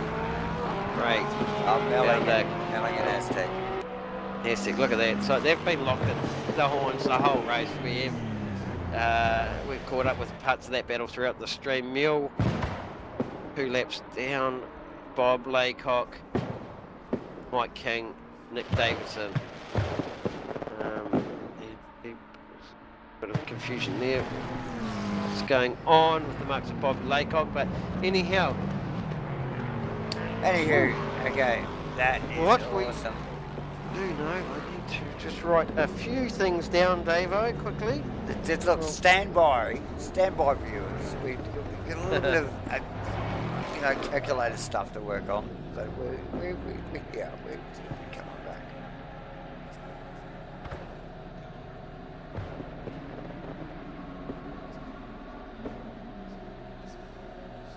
Right, well, there you go. That is the championship wrapped up here at Spa. The 10 rounds we mentioned, all the sprint rounds we've been through, all the enduro rounds. It was broken up into sprint rounds starting at Hungoring, Zandvoort, Donington, Mazzano, Brands, Hatch. There were love stories, there were horror stories. There. That's all happening there. But what ultimately we do know has happened is the man that was commanding right from the start has finished in a great position, and we know Jake Mckellar has won this championship from the points that I see. Yes. We will The get numbers back have to been that. crunched. We will get back to that a little bit later. Yes. However, what we do need to do before we go Quickly, through to the final championship standings is we're going to talk to our podium getters. So we're going to drag in Nick Mckellar. Where is this man? Here we go. Hopefully I grabbed the right guy because we've had troubles the whole night round. It's an M. He's got it. Yeah, he's in the box. Nick Mckellar, congratulations. You've made it to the podium here at Spa. What a race. Yeah, cheers. Sheesh. It was good. Yeah, it was a big one. It's cool. Okay, you look like you had plenty of action. You were fighting with a few people there. Yeah, I think mostly Jakey, really. Nice. Yeah, he just set his fat ass in front of me and I had to follow him for a while. But yeah, managed to get him in the end. But well done to him. Yeah, we have crunched the numbers, and yep, you're right there, Nick. He has won the championship. I've also crunched some numbers in the background also, and you have finished second overall. We will get some of that a little bit later, but anyway, copy. For now you have finished third in the motorsport race here at Spa. It was a big night. You were in the thick of it the whole time, weren't you? Yep. How were you pressures, mate? Pressures were good to start off with. I actually threw a set of bags at it, and the pressures, I cooked them, so they were super low at the end. But yeah, I don't know. Did other people take tyres? I don't really know. Well, you seem to have the measure at the end anyway. Pressures or not. Jake, from what we understand, Jake never took tyres. Yeah, I don't think he did. So, however, we're going. This will be short and sharp. We will get you back shortly. Congratulations on P3 at Spa. Well done on your podium here. Cheers, boys. Thank you. Cheers, mate. Next. Oh, right, there we go. There's always a few technical difficulties moving these guys around the channels. There's multiple screens to deal with. As we flick the buttons, nobody understands, do they, JB? It's like there's so much technical stuff we've got to deal with here. Yeah, we're going to grab Glenn here. Everybody thinks it's just like grab the microphone. Yeah, I know, and this is going to be another quick interview. We just got comms on you, Glenn. Hey, boys. Yeah, welcome to the comms. Look, third place here at Spa. We know how the championship ended. We will get back to that shortly. You robbed me short, mate. I was second. Sorry, second. Oh, yeah. Sorry there. You're a meat bar. Second place. You were leading the race for a lot there. We did pick up on what happened where you got the car, the whipper snappered you on the corner with no name there. Just misjudged the pace and Jakey was moving offline to let us go, and I just got it wrong and fenced it, and she lost about 12k an hour, so that was it. But I thoroughly enjoyed it up to that point, and even after that was right. Yeah, look, hey, the car drove incredibly well at the start of the race, and you rejoined. Josh made a huge amount of time there, and that kept you on your toes, didn't it? Yeah, and we didn't quite nail the pressures on the outgoing set, but I think we were still in with the fight. But never mind, another time. Yep. Well, we're going to whip through these. We're just congratulating the podium getters for the race. We're going to get back to the championship stuff. After this. But congratulations. Yeah, you'd be happy with P2 in the way the championships rolled out so far. Go and grab a cold one. We'll grab you back shortly. Yes, boys. Thanks, Glenn. User was moved out of your channel. Race winner, where is he gone? There he is. Yep. It starts with J, ends in H, and got a V in it. Yep. Josh Vediger, congratulations, P1 here at Spa. Well done. Cheers, boys. Thanks. Lucky work. Nice work. Looks like you worked for it a little bit harder than normal with a few of the guys. Yeah, no, that was intense. Yeah. I don't know what the hell is in that McLaren tonight, but this is like some nitrous fuel or something like that. But I had some straight line speed down the Camel. No, it was awesome battling. And trading times with Glenn through the first stint. I think he was on average like a tenth of a lap quicker. So as it sort of evened out, he did slowly pull out a gap. Yeah, it was intense, and I was really wishing I had a race engineer because I really wanted to know if Glenn was putting tyres on or not. Oh, the tyre thing, yes. Yeah, so I went for the tyres, and it was the right call in the end, I think. Awesome. But yeah, I ended up gaining a little bit of time back on Glenn through the stops. I had traffic coming out of the pit exit though. I think we would have been side by side racing up to the Camel Straight if I didn't have traffic. But yeah, it was good racing. It was good racing. Just unlucky for Glenn to have that little moment. Up until then, it was super intense. Well, look, Josh, I've been flicking the abacus beads in the background, and I'm gonna rattle off a whole lot of stuff while you're on board because we've got you here in the comm box. You did win the final round here, an hour and a half enduro at Spa. Congratulations on that, and you commanded that win in the end, not through any error of your own. You did things right. You were carrying 30 kilos, so congratulations on that. Thank you very much.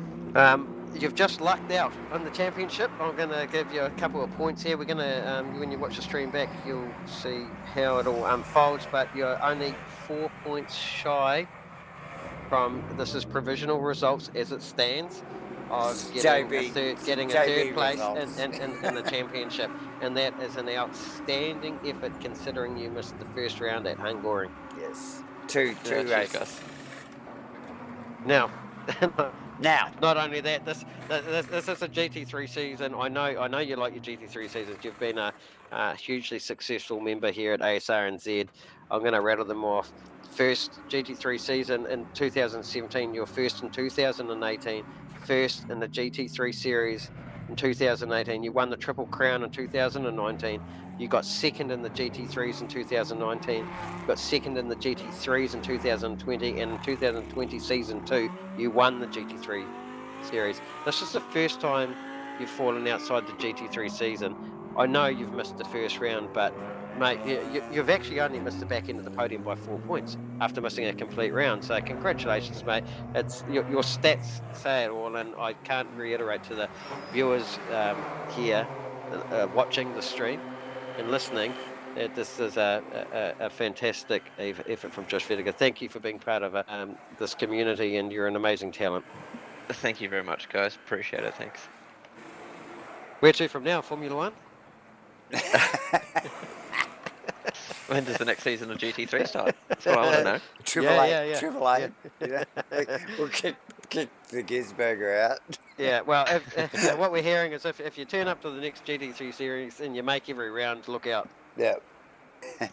Nice work. I'll do my best. I think you got a fanboy, Josh, right here. Hey, look, I've had many races with Josh, haven't we? Gone toe to toe. I know, He's a very respectful racer. So, congratulations, Josh. I mean it. Yeah, Thank you very much. Appreciate it. Well done. Okay. Thanks, Paps. Awesome, mate. Go and grab a cold beer. Mate. Grab a beer, because we're going to and don't forget the bottle of champers too. Yeah, you can spray that everywhere. Awesome work, mate. Cheers, guys. Thanks. Cheers, I might go mate. for the beer. Champagne. Not a huge Yeah, fan. yeah. It's fun to spray, So, not to drink. awesome stuff. There you go, Josh Vediger. Yeah, one of the most successful drivers we've had here at Asrnz. Absolutely. And, no amazing. surprises, he won that race here at Spa, even carrying that 30 kilos. Yes, and just out of the top 3. Now, Davo, look, I've been flicking the beads in behind the scenes, like you I know, said. I can hear it. I can Yeah. hear the clicking. I don't know whether everybody else can hear it, but I can hear it. Yeah, well, yeah.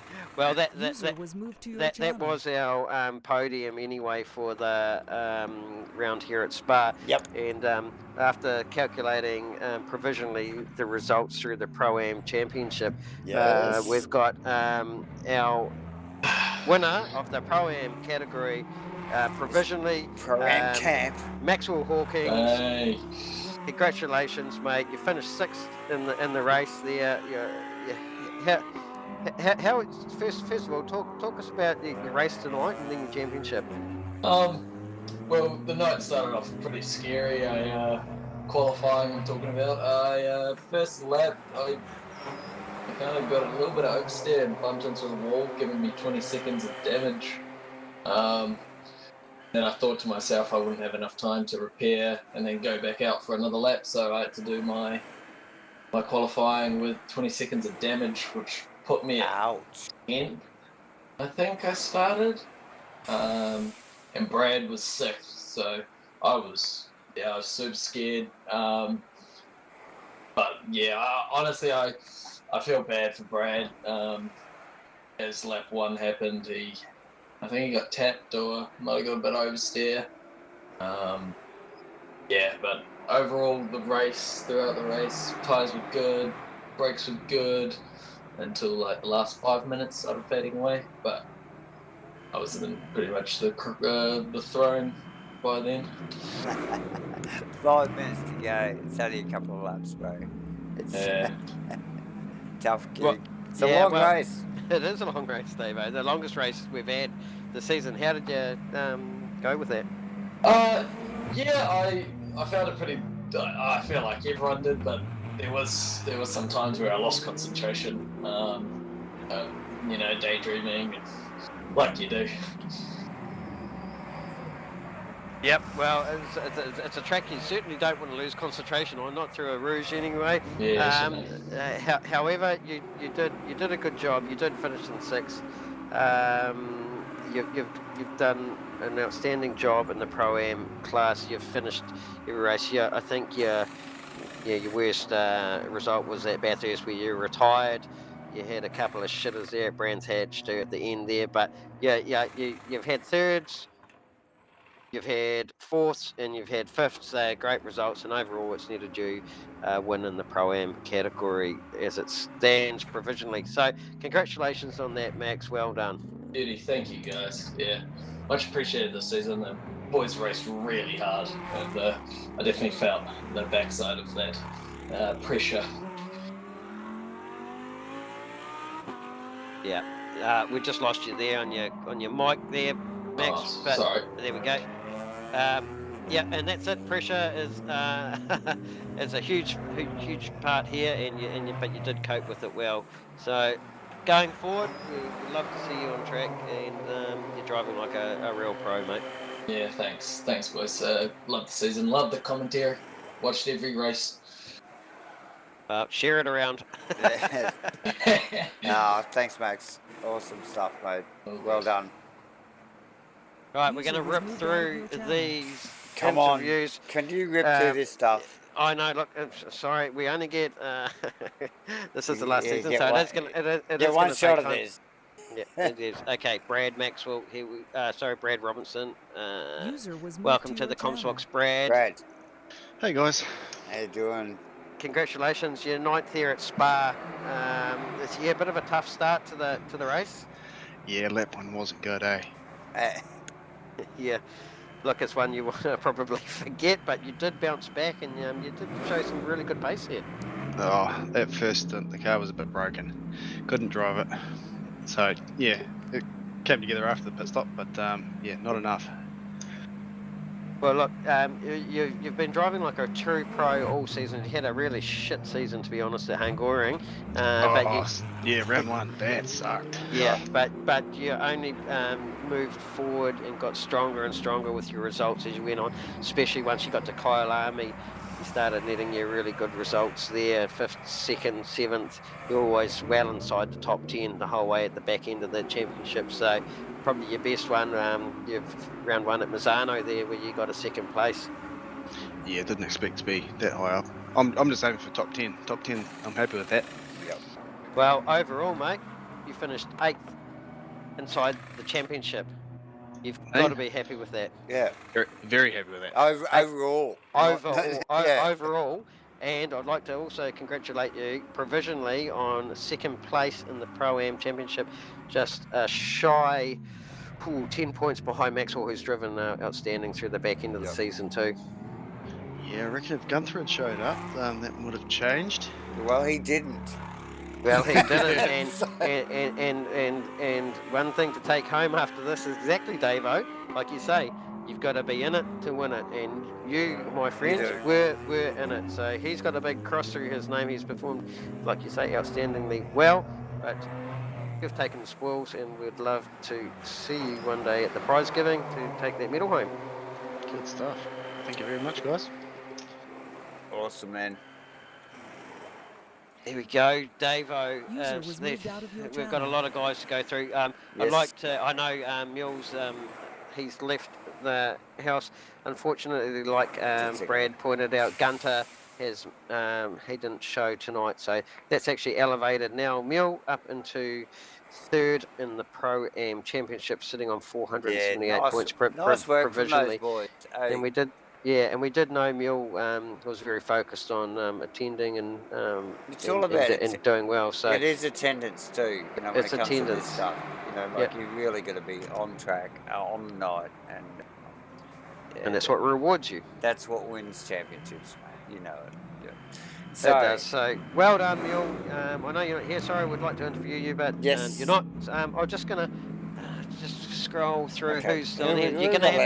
You're going to have to bear with me. Get someone in here.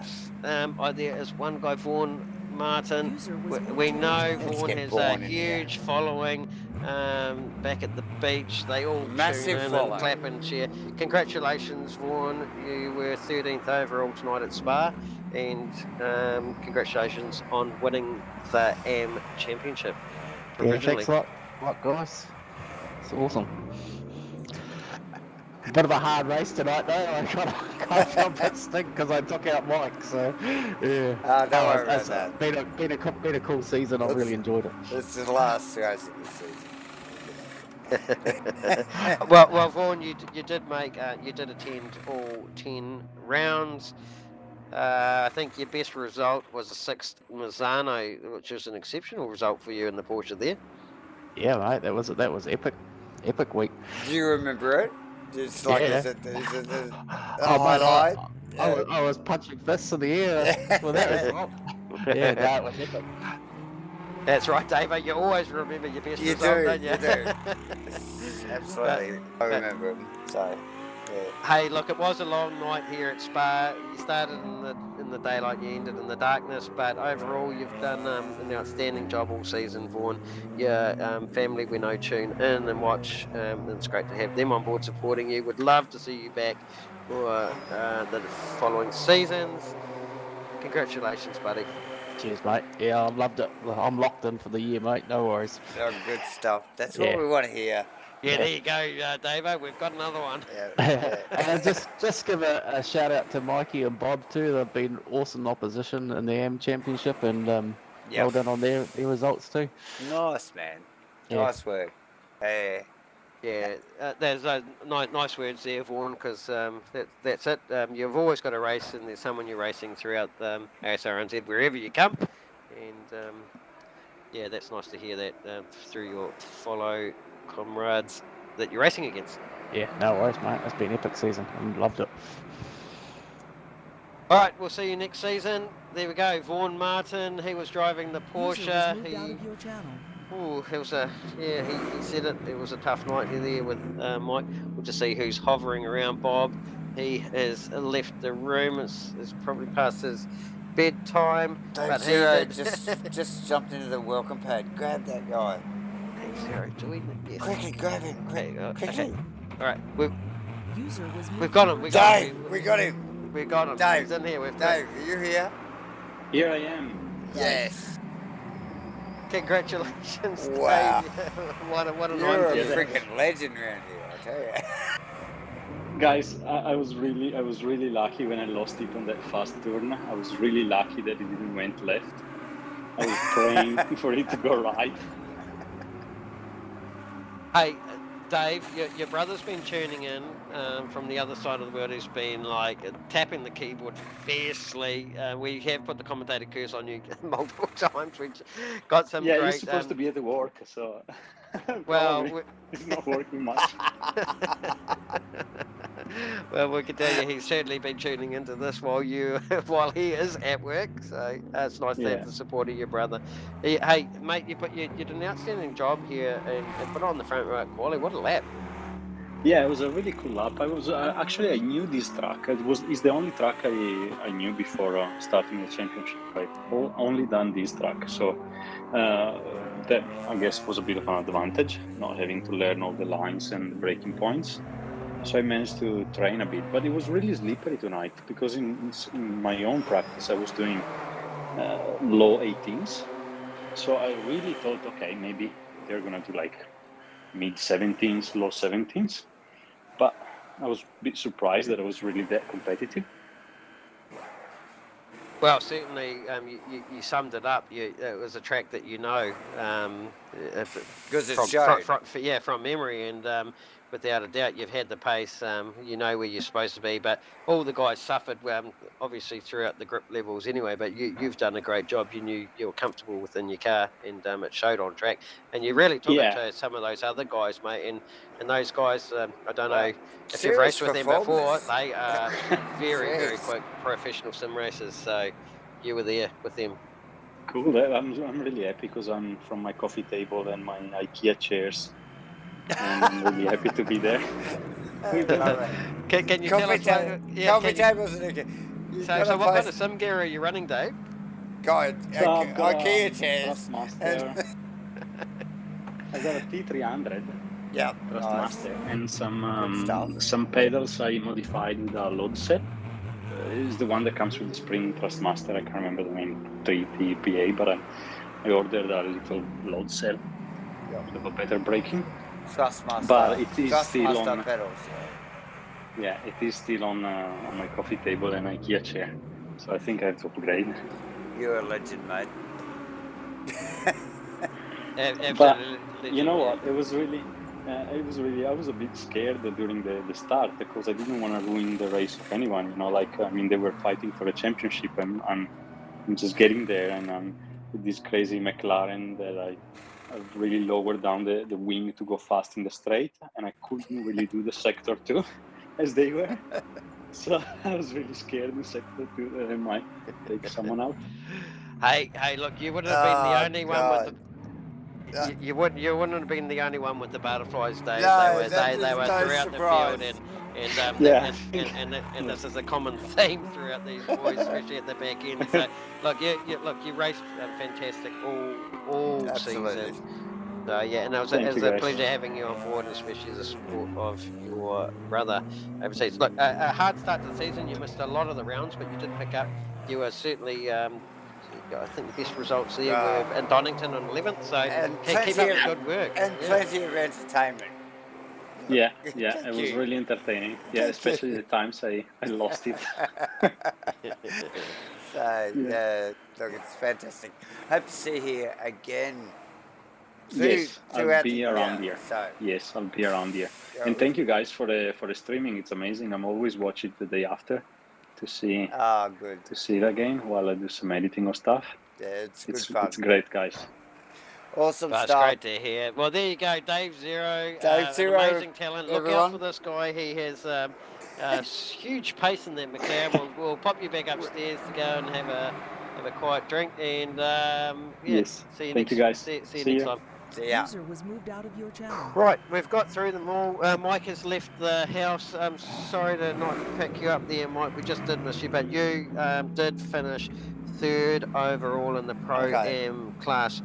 So congratulations on that. There were do we have anybody hard that's nights. left? Yes, no, we do. We've got our championship winners. They're hanging around. They're dying for spray champagne. Of course they are. And Come on. what I'm going to do is I'm going to grab all. I'm going to grab all three. I'm going to grab all 3 of them. Okay, Let's and you're going to this.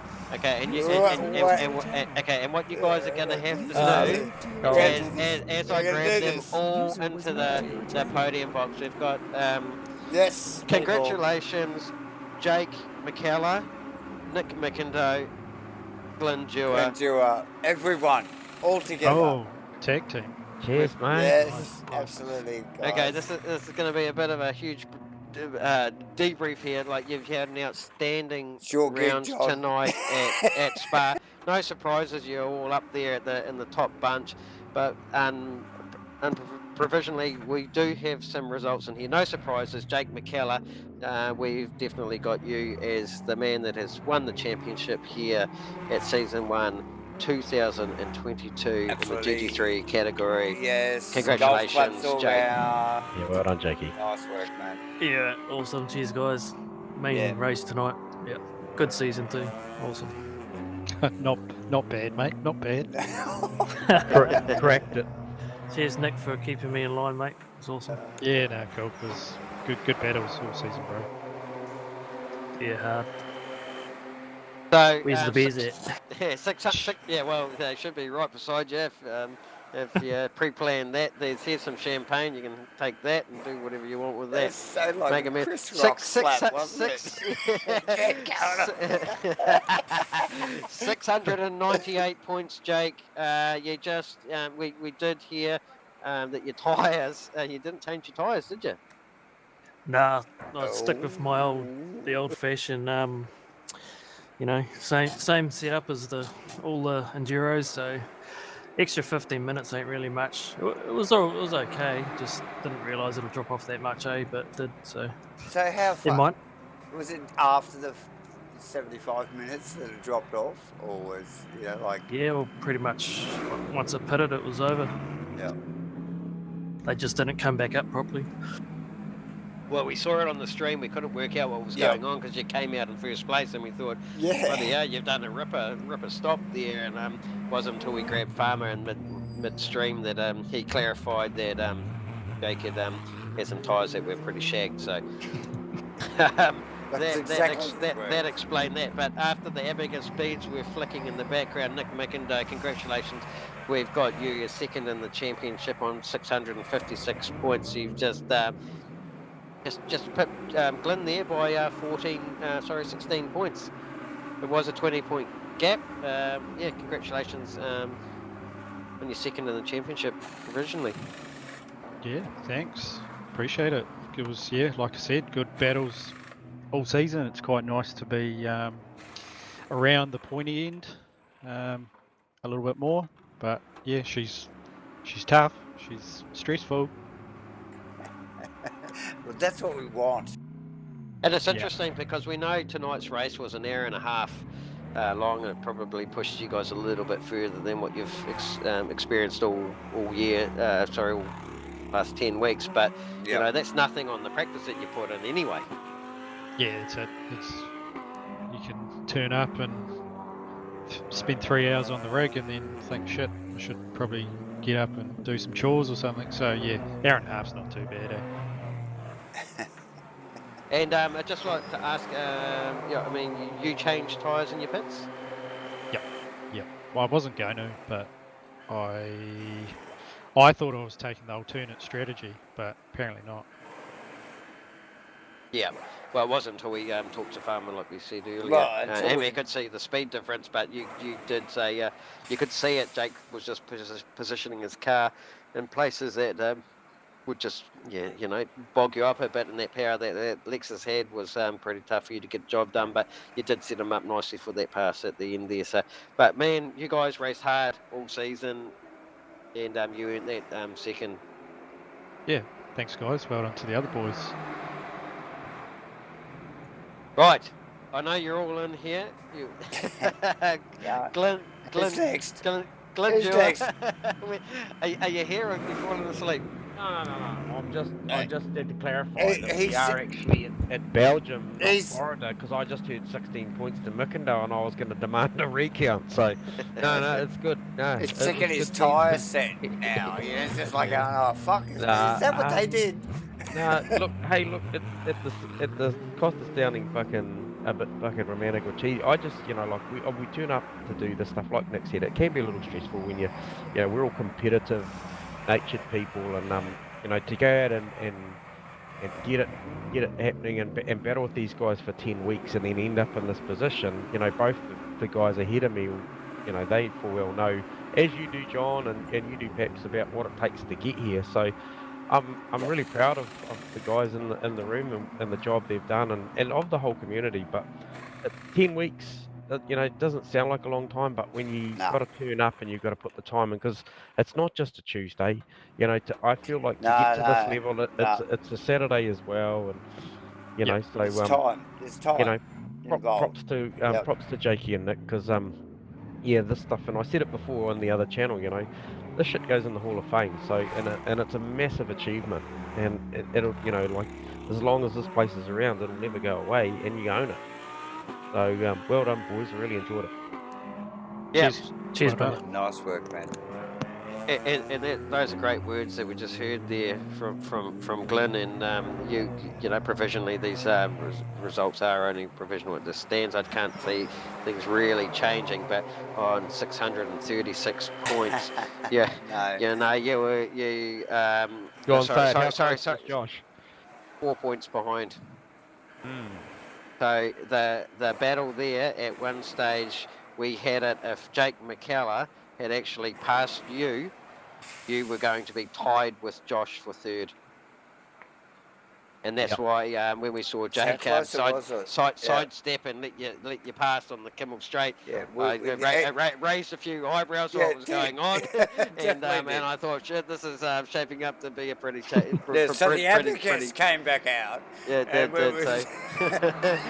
So well done. Anyway, it did really close up at the back end then, and Thanks, this guys. is what these enduros do. So look, hey guys, congratulations. Thanks for hanging around. Thanks to the comms team too. Yeah, you guys thank you, put on boys. an awesome show, man, and we really appreciate the time you put in. Handy. Appreciate it, mate. Three of them in here. We got so much shit then, JB. It's like some weird three-level fucking handshake. The fridge is over there, guys. Glenn knows where it is. Right, so we're going to put these guys back into there we go. the dressing room so they can get out into those sweaty, get out of those bloody sweaty suits and get a beer. But now, right.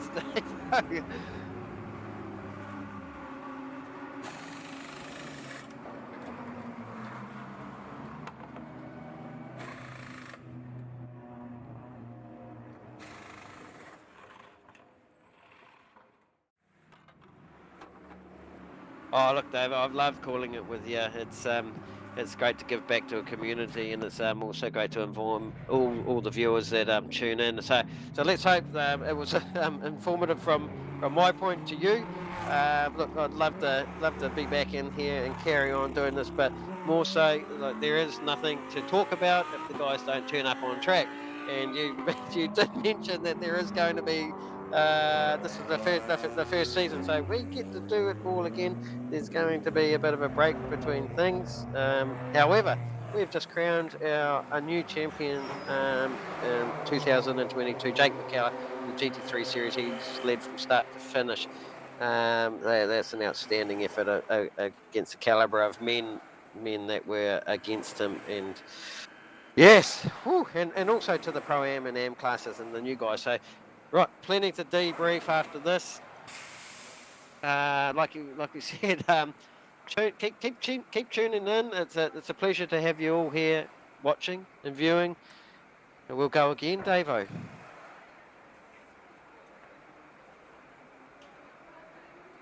I hope we will.